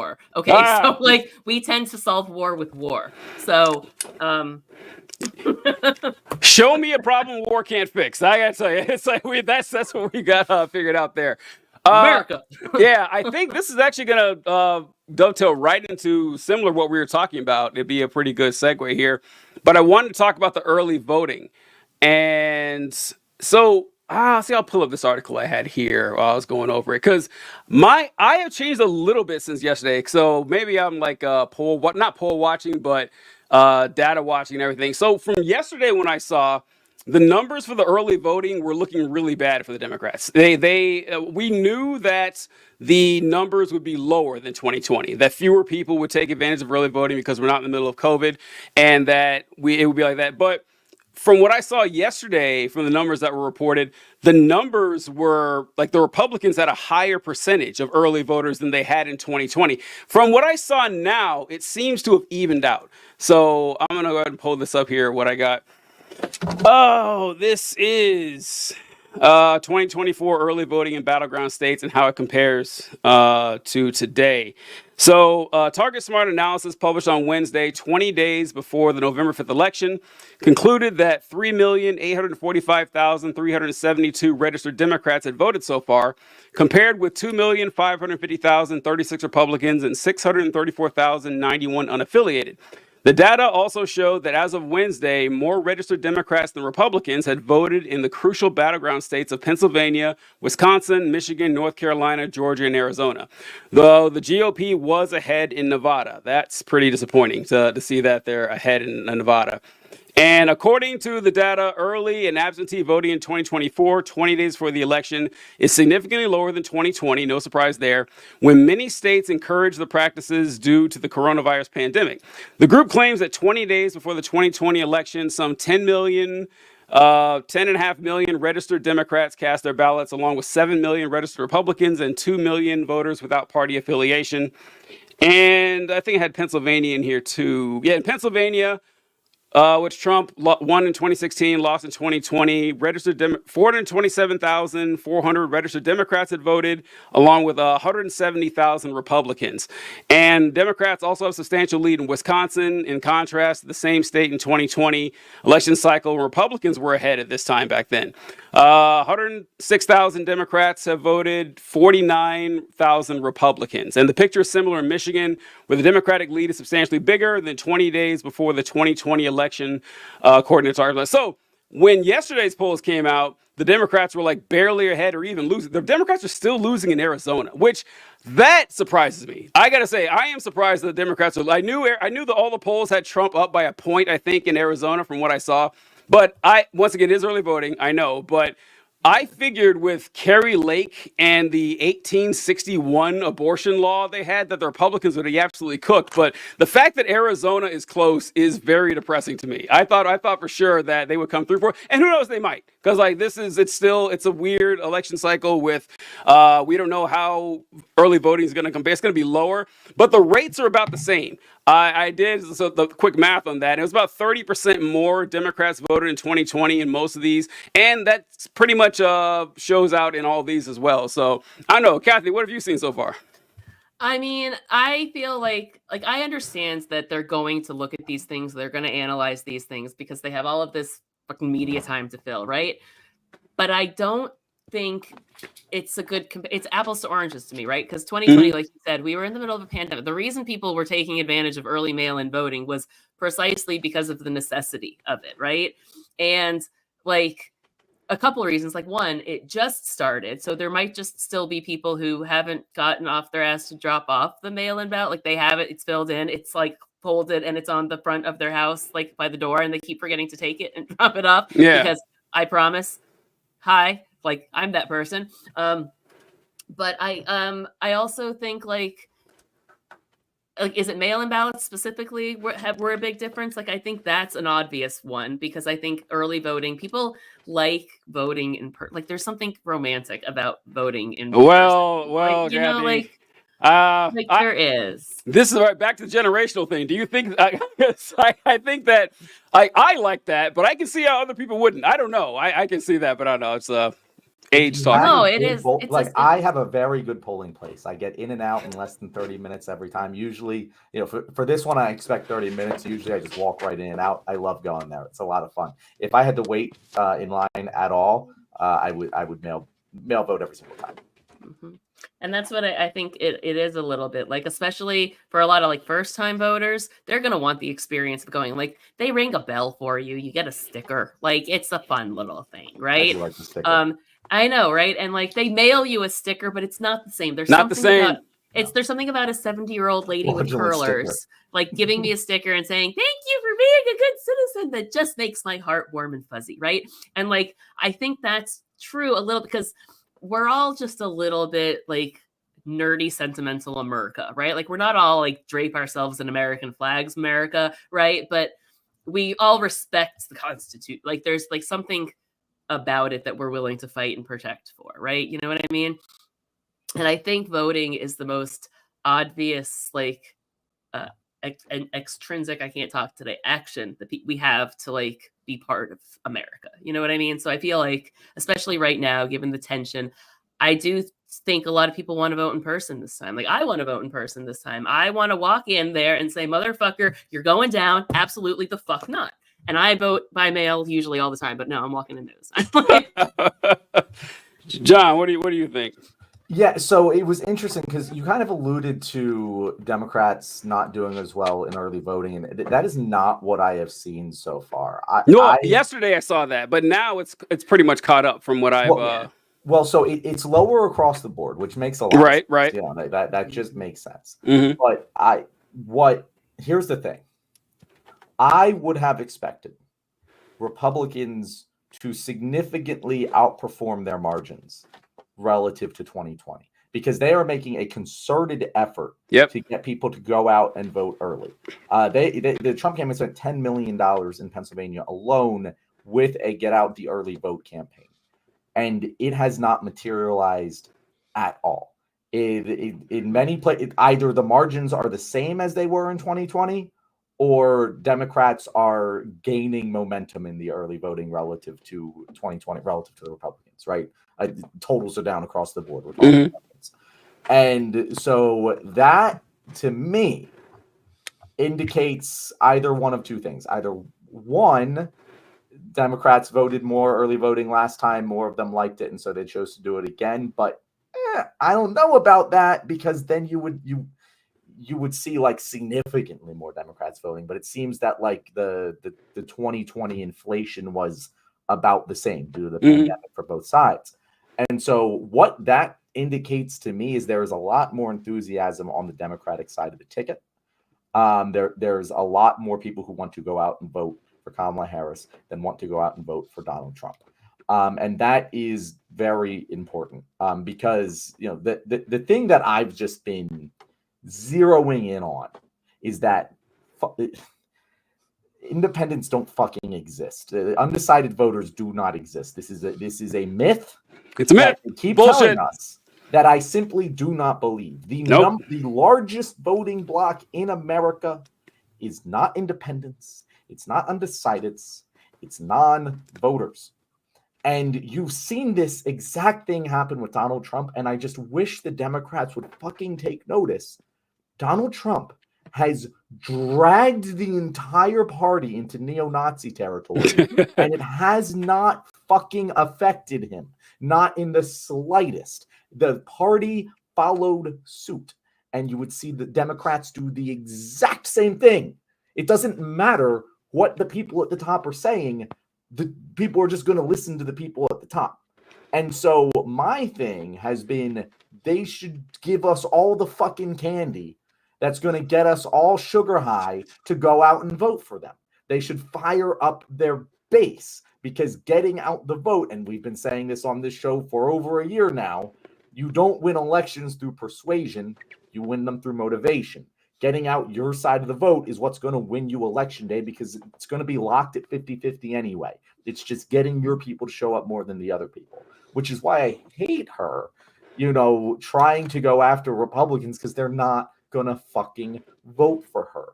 Like, it's just, and like the amount of people who are going to switch their vote, they don't exist. I don't believe more They people get do, mauled by though. polar bears than people who actually don't know who they're voting for right now. That, So like, okay, go ahead. No. So the Republicans for Harris, like, it is a vanishingly small margin of people who and those are your, like, the people who voted for Nikki Haley, even though she wasn't running anymore. And I can see an argument of, I want to try to drag those over. Once again, I'm a big favor too of mobilization over persuasion, just because it's more effective. And I do want to correct one thing, John. You said that Trump dragged the Republican Party to the Nazis. I lightly pushed, I think, would be a better way to say it. That I was going to say that. I was like, they were already there. They're already, so, like, a little tug, a little push, and that they're ready to go. And also when so the numbers are down. Everyone expected the raw numbers to be down, and the percentages have kind of caught up, which is a good sign. I'm just I was expecting it to be a lot better in certain areas, particularly Arizona and Georgia, which are not necessary for Harris. I've written off Arizona and Georgia. Yeah, Arizona. Yeah, I just expected it'll be a little bit better. Georgia a little less so, but definitely Arizona. So that's where my disappointment is. And one thing too, Kathy, you were talking about how people like the the Americana thing, and like the one thing people ever do politically generally is vote every 4 years, or maybe 2 years if we're lucky. So that's kind of their one thing. And this is why the Republicans, like, even though Trump, it has been so funny watching Trump and Stephen Miller and J.D. Vance go out and saying, all right, you guys, make sure to get out there and vote early, when Trump has spent, his entire time in the the public. irony. Yeah, saying it's I literally bullshit. wrote irony. Yeah, exactly. And so it has been funny to see, but Republicans more than anyone else are those traditionalists. They're the ones that are like, no, I want to go out and stand and line and vote and get my little sticker and everything. Oh, did you write that down too? Yeah, because exactly. Yeah, it falls right in line. That's like, yeah, I'm gonna get my I voted sticker the way Ben Franklin intended, and they want to kind of go along with that. And I think there's a lot we can learn there. So John was saying something that we mention all the time, that Trump's main strength electorally was the fact that he got a bunch of fucking, I don't want to insult them before that, but a bunch of people who were politically unaffiliated, people who didn't really care about politics, and his celebrity and his charisma and his humor. Yes, Donald Trump is funny. I will not hear anyone saying anymore that this guy doesn't have decent comedic chops. He was entertaining. And look, not everyone can do that. Almost nobody can. But there are people who would be capable of that. A person we mentioned, Jon Stewart would be a good rival for Trump in that era. That he's someone who I would walk over dead bodies. Yeah, people. Yeah, and but it wouldn't be about you though. It would be about the people who wouldn't have voted. Oh, I like Jon Stewart. He's funny. He's interesting. He seems pretty cool. And sadly, he was around after 9/11. Yeah, exactly. Yeah. He's got gray hair now. I can respect him. And so that can happen a lot.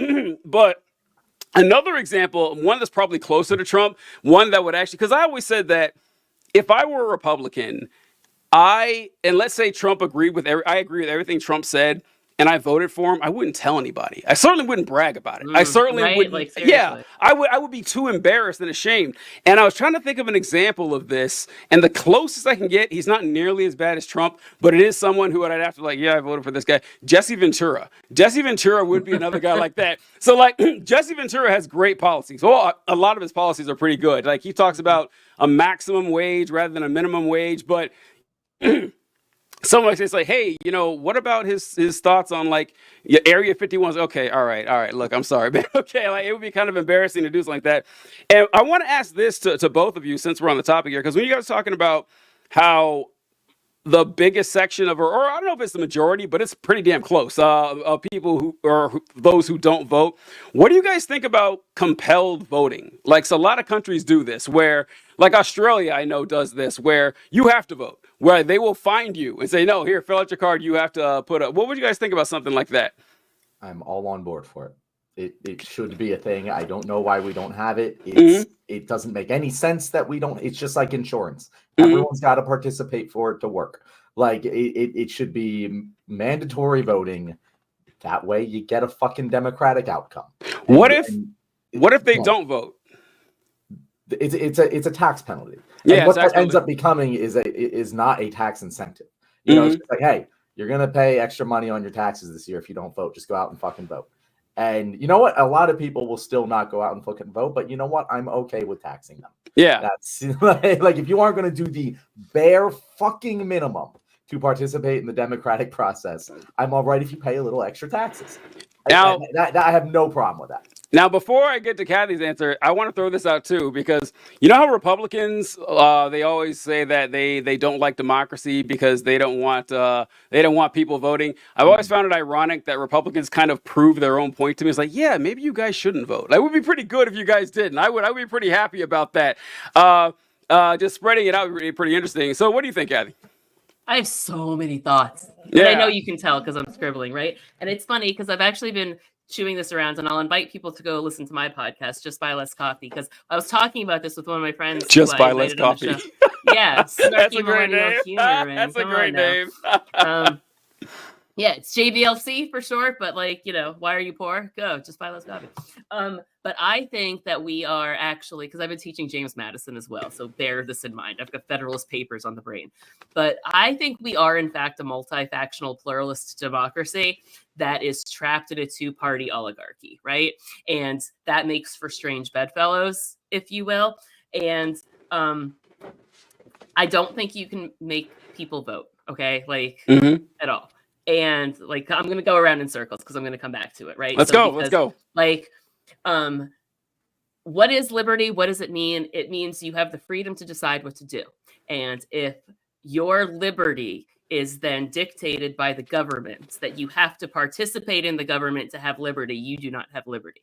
And to the tax penalty point, the power to tax is the power to destroy. If your government can impose a financial penalty on you if you don't participate in a governmental process, that is not a free nation and a free people with liberty and whatever. Like, if your form of speech and participation is to say, fuck you, I'm not voting, that is your right as an American. So, first of all, you can totally do that. You can write in "fuck you, I'm not voting," and you wouldn't get a tax penalty.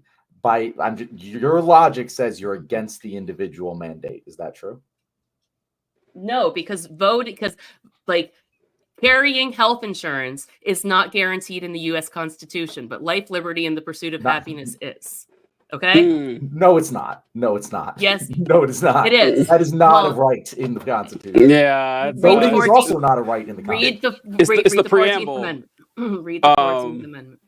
The 14th Amendment does, in fact, guarantee your rights and liberties without due process of law. Why does that apply to voting and not buying insurance? Because suffrage is also in the Constitution. The right to vote will not be impeded by this, by this, by this, by this, by this. Your right to vote is not impeded. I was going to say, your right to vote is not. That's not your right to vote. No.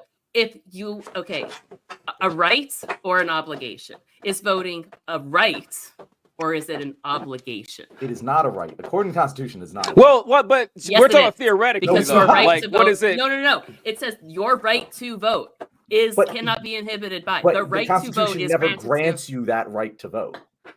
It's an implied. It's the Ninth Amendment. It's like an enumerated power to the people in the Ninth Amendment voting, and then voting being we a take protected. away that right from felons. So clearly, correct. But the Constitution says we can. Right. Well, but that goes. we're talking appeals to legality here. So like, Yeah, we're talking I'm what's not- actually the right I decision. don't really care about it, the Constitution, what it says in any way, shape, or Well, form. that's I'm not saying- something you should say on record. Well, no, but I'm I saying say no. it John's saying all the time, that it's appeal to like legality. That's the appeal to Constitution legality. saying something doesn't mean it's the best thing to do. I think Yeah, is the what. Constitution Well, I yeah, know, so, but like, slaves. we should care what it says, is what I mean. Right, yeah, but it- we should and care what it says. it Well, I'm can saying be. that what I think should be done, the Constitution is irrelevant. If the Yeah. Constitution said you Well, should then you slap your can't mother say in it the that way face, because I would that's say no. No, because what you're saying is the Constitution needs to be amended to do something, right? It's like this is the core message I try to get through the kids, right? Because your morals, your values, your things, the things you want to exist, the things I want to be in America, great, that's fine. You're allowed to have all of those rights. The question you have to ask on all of these things is, where does your individual right as a citizen end and the government's authority over you begin? And if you want that to be at voting, then your inherent value as a citizen is controlled by the government, because even your ability to participate in government is controlled by your government. I would argue that forcing someone to buy healthcare is a far larger infringement Nope, on because their that's liberty commerce. than forcing them commerce. to vote. Nope, because that's commerce, and Congress and the Constitution grants the right to regulate commerce between states and the several states and the Indian tribes. Let's pretend we're rewriting the Constitution from scratch. Well, that's here a completely in the way different that is question. Optimal. That's Well, the question then. yeah, but that's what the question is. But I Like, still what say would no. be optimal? Like, Yeah, if you had a magic wand, yeah, like, to what make would the you laws do? whatever Yeah, you wanted, would like you, not would you bound make- by the constraints of Okay, legality. so Yeah. to this, you legally have to, under penalty of law, vote for a turd sandwich or a giant douche. Or Or- say or none of would the you above. whatever you want. prefer- You can vote for whoever you want. Or just put an X on none of the above. No, yeah. but I'm saying that's the ballot, right? You're being forced to participate. If the government is forcing you to do something, then it's an authority over yourself that you have given to the government. That is no longer your right. The government has that right, which means if the government has the right to force you to do something, you're giving them the right to decide if you vote. Because if they can force you to vote, they can just as easily prevent you from voting. Or it's one That's step not true. further. Nope, it's one step further to force you to vote for them. See Vladimir Putin. So See the Brazilian government. All of these places. Look at I places think it's a that do in slippery fact. slope argument. Like No, no, Australia doesn't because- force people to vote for anyone. yeah. No, but is it a greater potential there than it is here? So I don't know. No. Actually, yeah, I don't know if I agree with that. No, So- not based on the people or the whatever, based on just the rule of law. Is the government having the authority to control whether or not people vote? Something that gives them the authority to decide whether or not people I mean, vote. they already If do they can- here. We stop felons from voting. Yeah. it's under just- due process of law. So if you violate the law, you're saying this. What I'm saying is, and you can you're disagree, like I violating said, the law by not voting. Yeah. then you're giving the liberty of your, like, that's what I'm saying. You're giving a fundamental liberty. You can have that position. It's totally fine. I disagree with you. And the reason for it is I don't think a free government forces participation. Yeah, it's an interesting debate. I side more on no because I don't like the penalty for it. I don't. It does sit well with me. I don't have quite as like maybe an esoteric defense as Kathy does. I've been but doing this for 20 years. so- yeah, it's just that it's interesting, and also I'm not sure how effective it would be. Honestly, I really don't. I'm not super That's convinced. the thing. It's just both. It's win either way. Either we generate more tax revenue off of idiots, or we get more voter participation. Either way, that's a win-win to me, and no one gets harmed.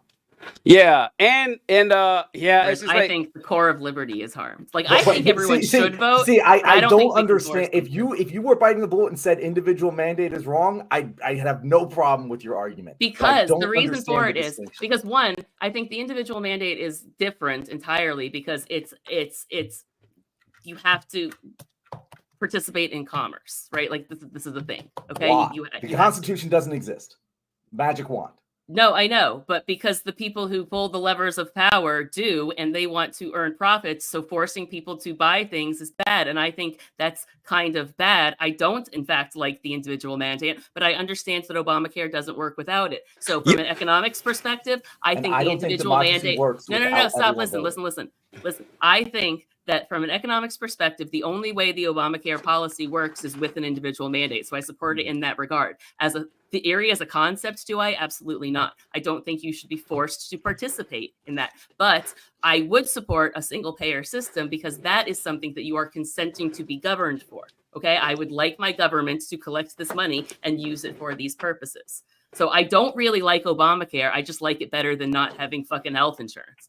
Yeah, I just, I think I agree completely. I think the individual, honestly, I'm not comfortable with it either, but it doesn't work without it. It absolutely doesn't. And if you're going to have this system that you would, now that's why the single payer system makes a lot more sense, because as a tax, it's a lot less nebulous. Because like I was going to say right before, I think John brought it up, is that forcing to participate in commerce is weird too. It's like, well, why? Why do I have to do that? But it's not as if like a car insurance company. Well, fuck, I don't know, but I don't know. That's always an interesting discussion. Car insurance is bad, man. It's always an interesting discussion whenever we bring up I don't think we actually brought up the show at all before. I just thought of it just now when we were talking about the people who don't vote and what to do with them. This has been our most debatey show that we've ever had, I think. And no, it is not. No, well, okay. It is not. No, but even that show that you're alluding to, it was like one really bad debate.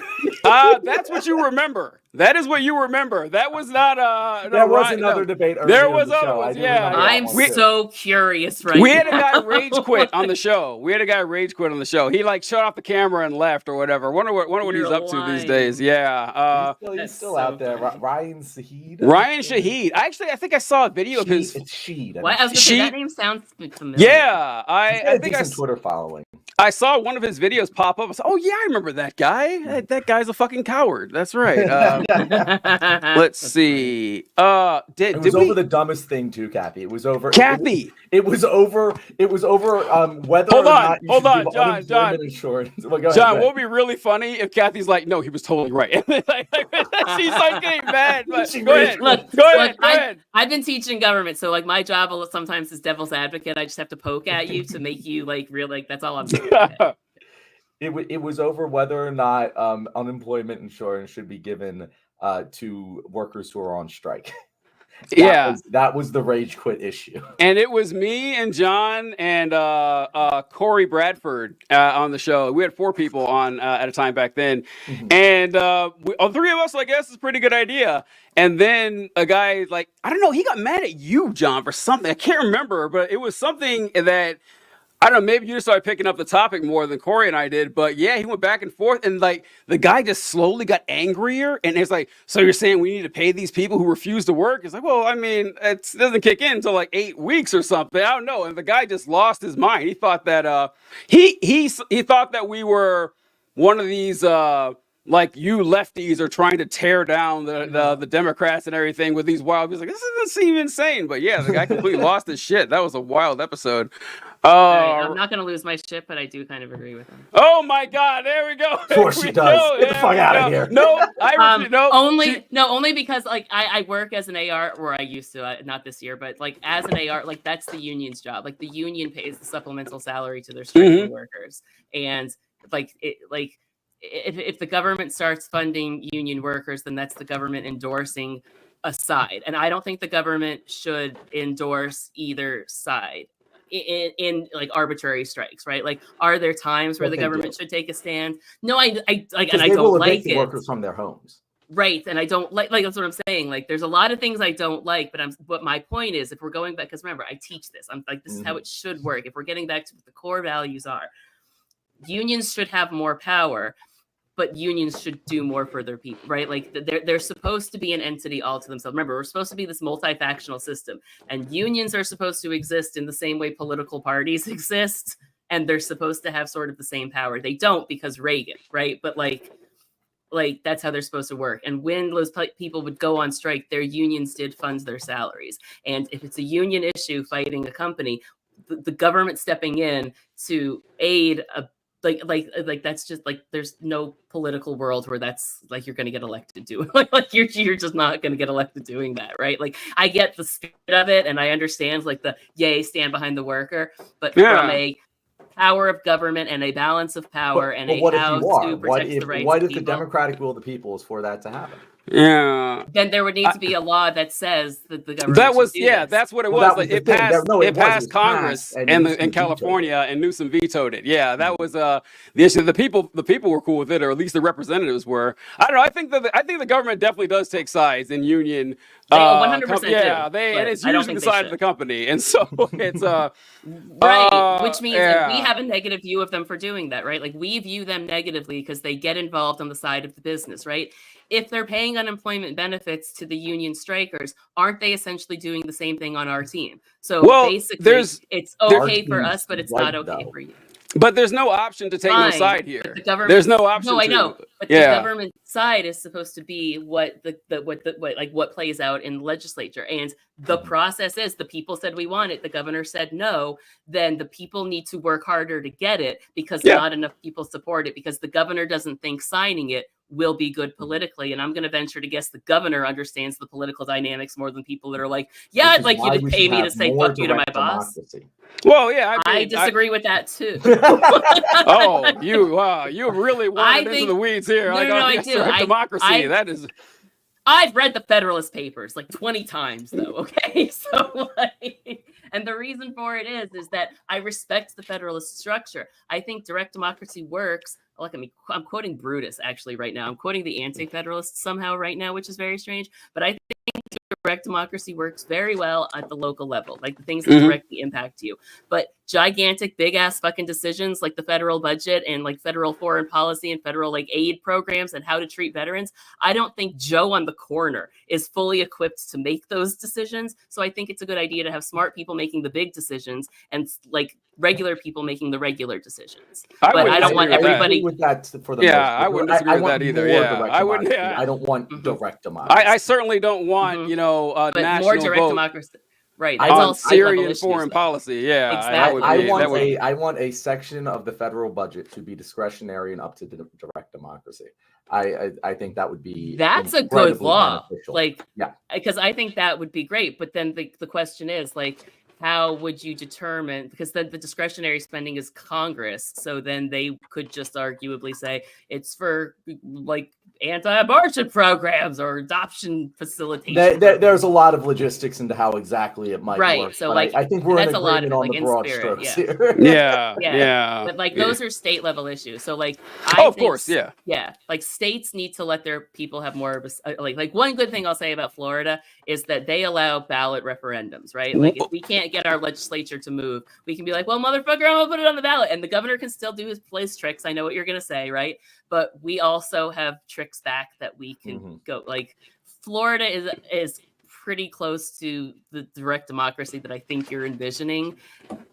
Wait, And isn't it's Florida a 60% ballot state?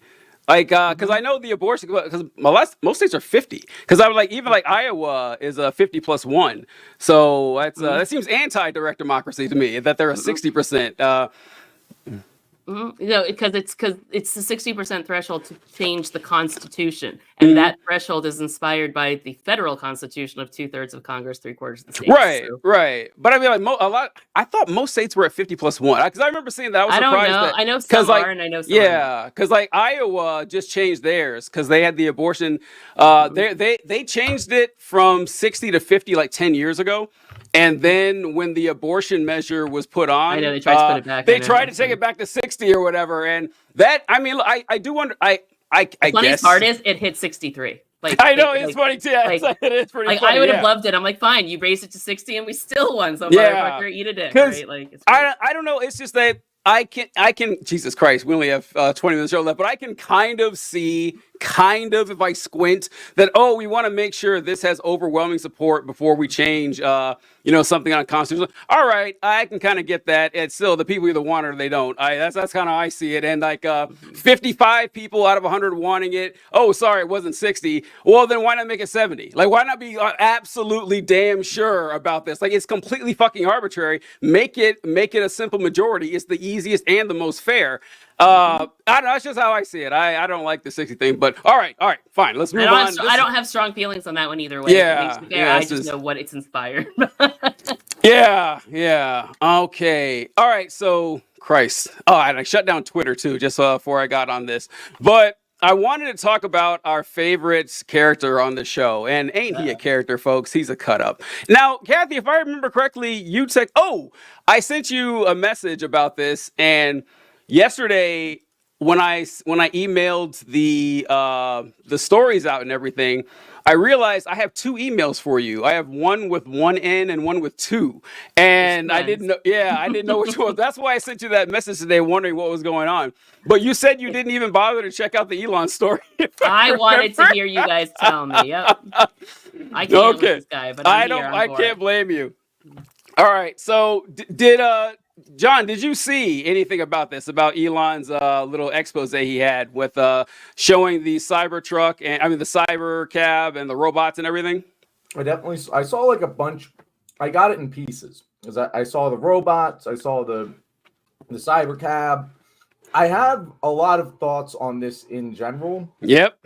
Because there are good things about Elon Musk. Back in the good old days of like 2012. I am in 100,000,000% agreement with Elon Musk that we need self-driving cars yesterday. I would outlaw fucking driving your own car tomorrow if I could. It is fucking sane that, for example, in one of the articles I read, they stopped doing self-driving car pilots because someone got knocked over by a self-driving car. Not even got killed, knocked over. And it's like, humans driving cars is one of the number one killers of humans. Mm-hmm. And the faster we can stop that, the better. And it should be like cancer research fucking level priority, because that's how many people die. And for whatever reason, it's been difficult, and I don't understand why. All right, so now, okay, well, let me go first, guys. I want you to, yeah. Yeah, so, all right, so when I first heard about this, I'm wondering if I should share this video, because when I first heard about this, back before we all knew who Elon Musk actually was, like, I don't know, 2012, 2013 or whatever. Were the good old days. All right, and they said, hey, this guy named Elon Musk is a technological genius, and he's working on self-driving cars. And I thought about it, and you heard the arguments against it, saying that it's going to take away. It's something like 30% of jobs held by men in the United States are driving jobs of some sort, and it will wreck that economy. It'll be destroyed, and which means we got to find somehow reconsider our relationship to work and prosperity. I don't know, kind of crazy. Just my thoughts on that, but I agree that self-driving technology for vehicles on roads, it will happen. That's the thing, it will happen. We have long exceeded it being better than humans. It is. The problem is that these machines have to operate alongside humans, and there's no way to fix that. There just isn't. And even if a human walking on the road, now the vehicles need to make a decision to either hit that person and kill them, or swerve into a wall and kill you in the vehicle. There's no solution to that other than having a passageway, like roads, that are only operated by machines. The machines have a network where they talk amongst themselves, and that's it. That's really the only way you can do this. Now, you could... I've often said that eventually this will happen, but as long as we have this hybrid system where the machines have to work with people who are unpredictable, people who are distracted, people who are, putting on makeup or eating or having sex while they're driving, it's just there's no way to possibly, make the system actually feasible.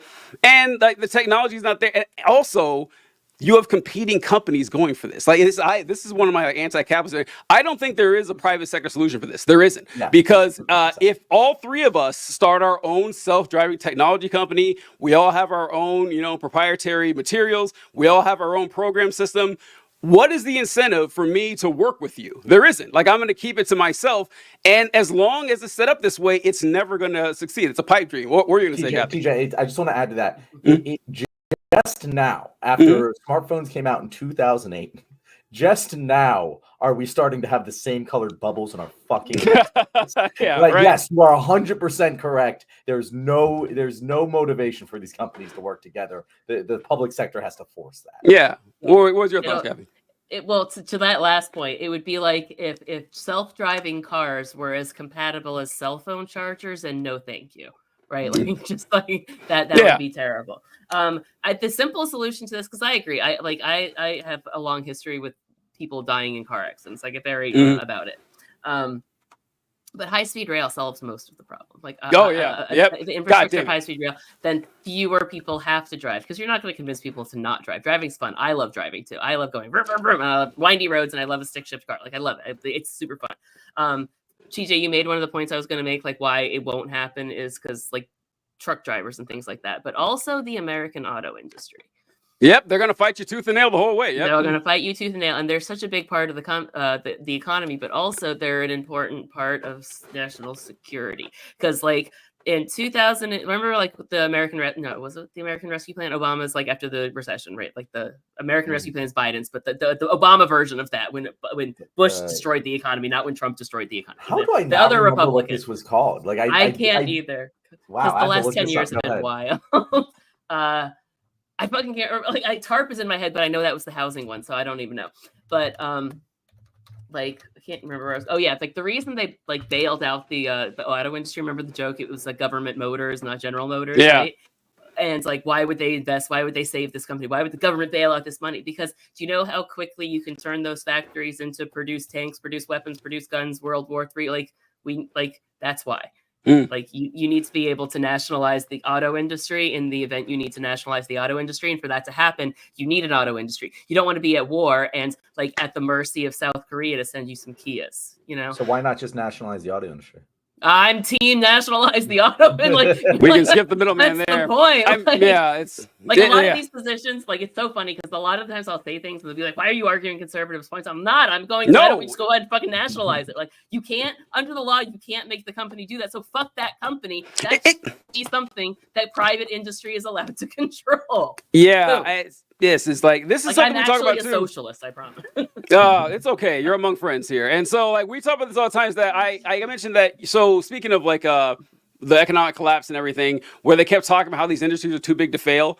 And the fact that they actually were, that if they were to go under, it would destroy everyone's lives, not just theirs. Nothing should be too big. Nothing should be. And look, if it is, it belongs to the country now. Congratulations. Exactly. You've been too big to fail. Now you belong to all of us. If your success and failure dictates my family, guess what? You're mine. That's how this should work. But no, we do the complete opposite. It's like, yeah, they can. They're too big to fail. So pay up, average American citizen. Make sure to take care of them so they don't fuck you over. Dude. I'm like 100% team on your side. By the way, I just have to say before we move on, it was the American Recovery and Reinvestment Act of 2000. That was it. Oh my God, you're right. I straight up didn't know that one, so I'm not going to pretend. All right, so I'm going to read this like 2 days ago. That's even more embarrassing. All right, so at any Tesla event, you have to go in expecting a good amount of smoke and mirrors. This is the company run by Elon Musk, after all. He's a self-anointed techno king who's made over-promising and under-delivering a theme of his career. But Thursday's cybercab Robotaxi unveiling was, even by Muskian standards for bluster, one giant optical illusion, the kind of spectacle that will remind everyone that the world's richest person is someone who promotes and appears to relish misinformation and hyperbole on a mass scale, whether speaking to investors, his millions of followers on X, or whichever politician he feels is most likely to agree with his increasingly right-wing, conspiracy-laden viewpoints. Tesla didn't respond to a request for a comment. The robotaxis are fully driverless vehicles that Elon submitted. He's been talking about this for years, and I'm running out of time here, so I'm going to go ahead and pull up this video. So we were talking about the self-driving thing. The self-driving technology, although it's been talked about for about a decade now, probably longer, but in the public, it's not where it needs to be for a lot of the reasons that we mentioned. But it hasn't stopped Elon Musk from promising over and over and over again that he's going to have it. And the Robotaxi, if you guys saw what this thing looked like, it looked like a regular ass car that was like painted, looked like a Cybertruck, but it has no latches, no handles to open the door. No handles to open the door at all from the outside. It has no steering wheel, no pedals, no brakes on it, and you just gotta trust the machine.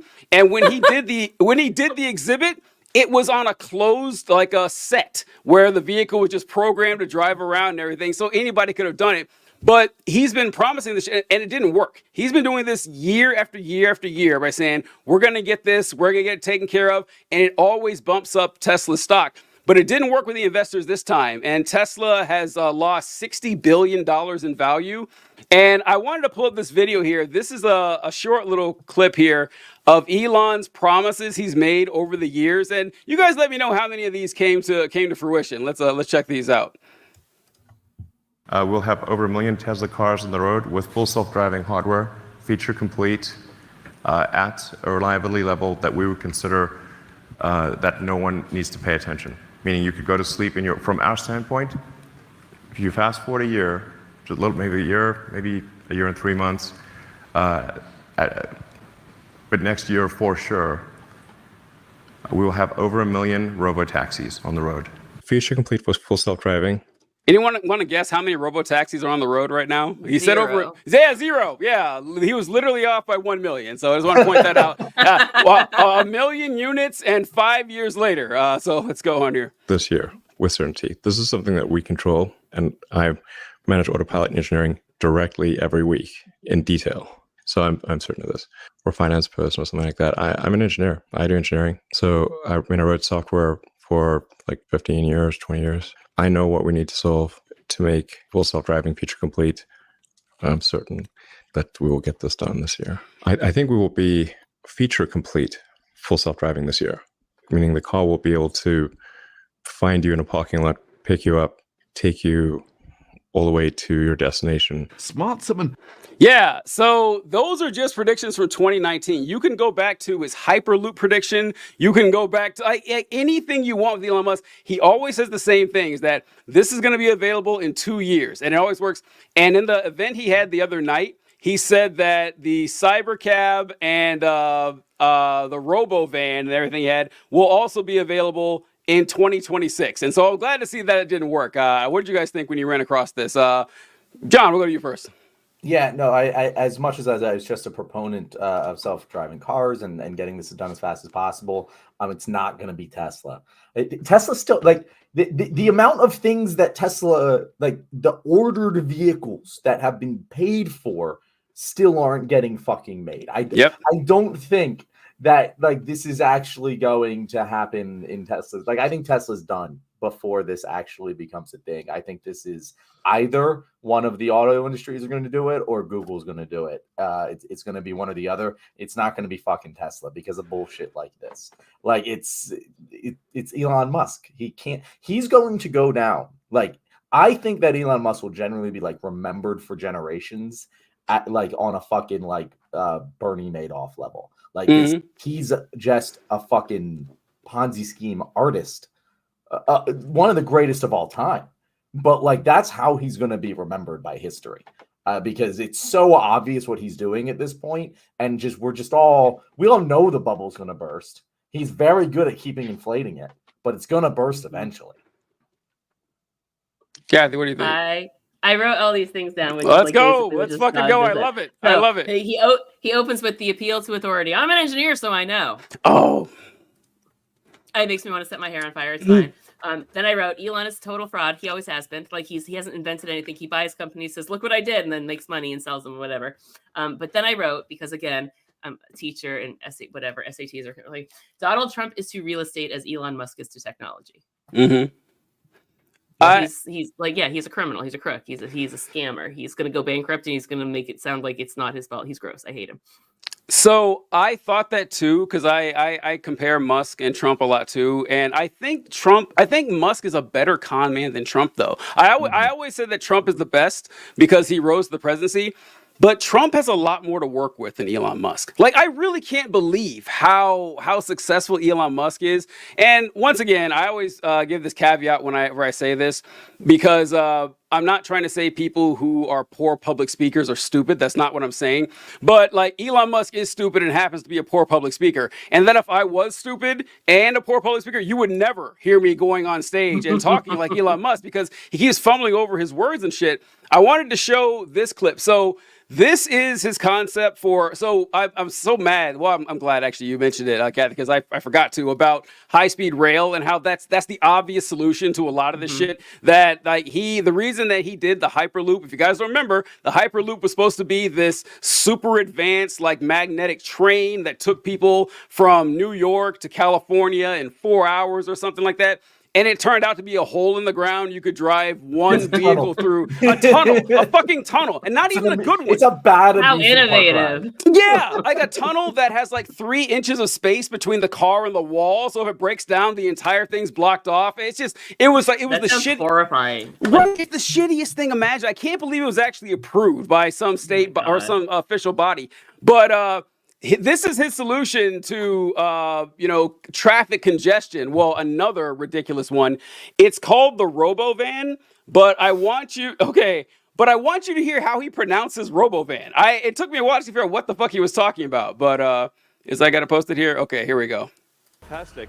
Oh, and also, what happens if you need a vehicle that is bigger than a Model Y?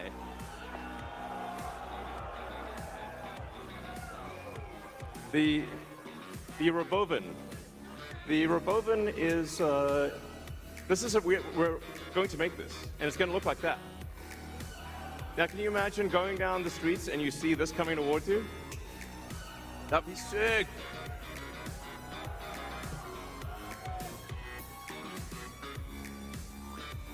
So this can carry up to 20 people, and it can also transport goods.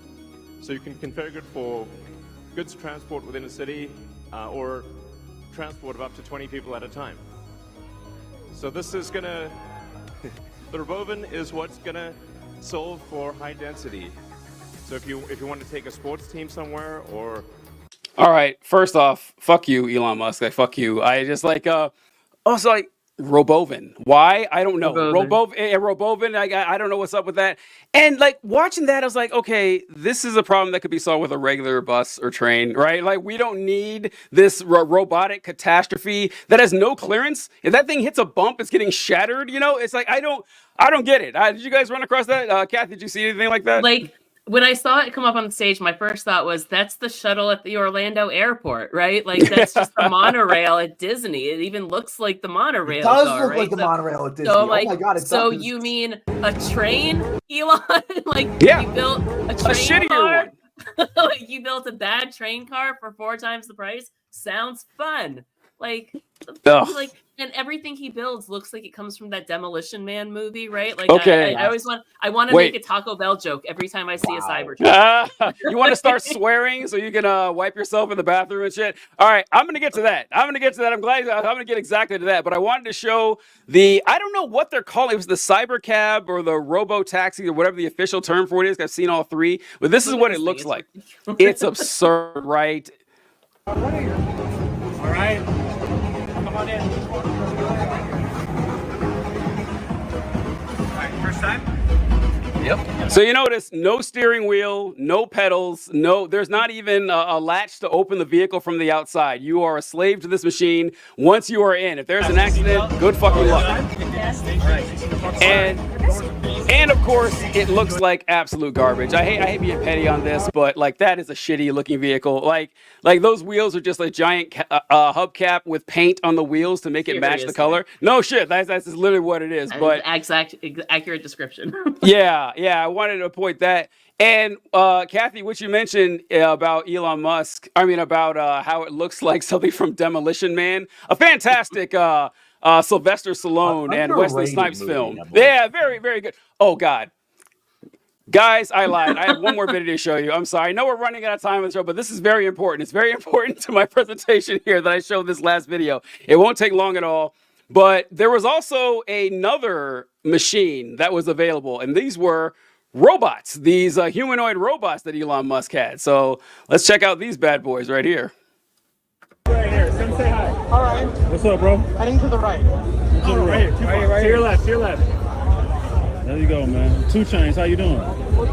I want you guys to listen to this robot's voice. Okay, keep in mind this is a machine talking to you. I want you to listen to it.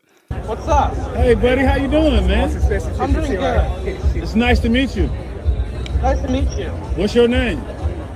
I'm Optimus. Okay. My name is Tony. Tony? Yeah. Really? Yeah. Nice to meet you, Tony. Nice to meet you too, buddy. Hey, can you Awesome. can you play basketball? Can you shoot like jump shots? Maybe one day. I'll teach Can you. you? Okay, I hope I don't have to tell you guys. That is a human being's voice. All right. That is so obviously, and I watched 3 or 4 of these videos, and they all had different voices. Suspicion number 1, but like some of them even stutter. They're like, and they answer a question and everything. And I was seeing all these comments. It's like, oh my God, I can't believe Elon perfected this AI and everything. I was like, you guys are fucking. I thought I was insane. I said, am I the only one who thinks it's a machine, or this isn't a machine? And then some other people started questioning it.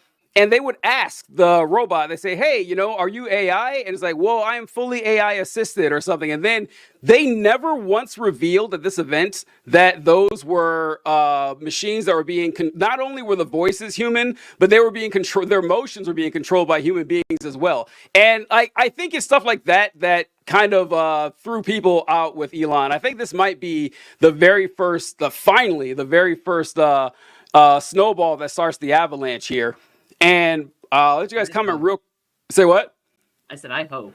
Yeah, and I want to show this. So this is what you were talking about, Kathy, and how this seems like something in Demolition Man. Because one thing you notice about Elon Musk, his brain is trapped in 1997. It has like the fact that he calls everything cyber, like people did back in the 90s. That he has like this PlayStation 2 model vehicle that he keeps trying to pump out to everybody. The space stuff with the letter X. Yeah, it is really, really you're right. Yeah, he hasn't moved on from that at all. And this is all. I didn't notice this. I'm so mad I didn't. Here's all the evidence you need. This is from the designer guy. Oh, John, you ever saw it? I cannot believe you didn't notice this because the first thing I saw is that I was like, this whole event was just iRobot. It's iRobot. You know what? You know what he called the event? Dude, the name of the event was We Robot. Like he even stole, and he doesn't have speaking of being caught in the past, not only is it all designs from these 90s movies, he even named those humanoid robots, they're named Optimus. Like he has no creativity whatsoever. And I just can't believe that we allow this guy to be like this god king that people worship all the time when he's corny, he's lame, he's stupid, and not even fucking original. I would be embarrassed to roll out equipment like this that's such an obvious clone from iRobot and having the balls to name it We Robot. I don't know. And TJ, not to mention, and I know that conservatives struggle with media literacy. Right, but the people who made the robots were the bad guys, Elon. Like, it was very clear. You could not have missed this. I have a theory, though. I think I have a weird theory. So he's trapped in the 90s, whatever. Mm-hmm. I think maybe he's emotionally stunted and he's like traumatized by the death of Optimus Prime in the Transformers movie. And he just like stops developing at that point, and like his entire life is dedicated to like, vengeance for Optimus Prime. Because my brother cried in the movie theater when Optimus Prime died. I remember it clearly. It was a big fun. I think Kathy, we've disagreed on a few things today, but I will 1,000,000,000% stamp my approval on Elon Musk is emotionally stunted. That is a statement that might be the truest statement ever spoken on this show. Don't make me feel bad for Elon Musk because Optimus Prime dying was pretty sad. I have to admit that was. I humanized him. I'm sorry. Jesus Christ! I was trying to find the video on Twitter here. I can't find it. No, but don't make me watch it. Is terrifying. I can't do it. No. It is so sad. Like when he dies, like Optimus Prime, like this vibrant red, white, and blue colored robot, just turns fucking gray. Just all the color drains out of his body. Still talking? it's terrible, it's man. That and like the Littlefoot scene from like Land Before Time, like wake up. Oh, his mom, yeah, Jesus Christ, I don't know. How he ended the show, TJ. I know. Well, you brought up Optimus Prime dying, not me. Don't blame me for this shit. Like I was having a good time dunking on Elon Musk, and you're like, hey, remember when Optimus Prime died? Remember that? Remember that childhood trauma that you can't get over? Oh God! All right. Sorry, guys, I suck. It's all right. It's all right. I suck. Yeah. So it's all good. It's all good. I wanted to pull up a cup. We have like a minute and a half left here. Let's see. Heather, I see she joined later in the show. She said, wow, don't hear a lot of Tammany Hall references. That was from like the first 5 minutes of the show. And so she was hopped on late when she saw that. And what was the other one I saw here? Driver assistance seems like the best bet. Yeah, that's the only way that we can actually have this right now. Because there are some good driver assistance stuff. Like I remember that I visited my folks and I was changing lanes in their vehicle and the vehicle vibrated because I was too close to another vehicle. That stuff is great until we can get But as long as human beings and robots share the road, it's never going to have the fully. I like how Tesla calls their stuff like full supervised, full self-driving. So like that's what I know it doesn't make any sense at all. But any closing thoughts, John, on this? No, I think that we can probably wrap it up. Good shit. Our outro here. Good shit. Patchy, if you remember from last time, this is the hook we put at the end of every episode. So I'm just going to intro it. I'm going to throw it to you. You're going to tell people where they can find you. And then TJ is going to wrap us up. All right. Hello and welcome to the end of the video that you made it to. And yes, you are right. You clicked on the dumbass channel. So make sure to like and subscribe to it, just like our good friend Stargazer Tim. And if you would like to hear more from our wonderful guest, Kathy, please let our audience know where they can find you. You can find me on TikTok and Instagram at @CannonSpotter, and check out my own podcast. It's called Just Buy Less Coffee. It is available anywhere you listen to the podcasts. You will find it. Just Buy Less Coffee. You'll see my face, so you'll know it's me. It'll be great. Thank you so much, Kathy. Folks, we appreciate you watching the show as always and encourage you to watch more, because if you don't, we will send one of Elon Musk's creepy-ass robots to come hang out at your house and do whatever it wants. So, yeah, just keep that in mind. Catch you guys later. All right. Good shit. Creepy threat. Yeah.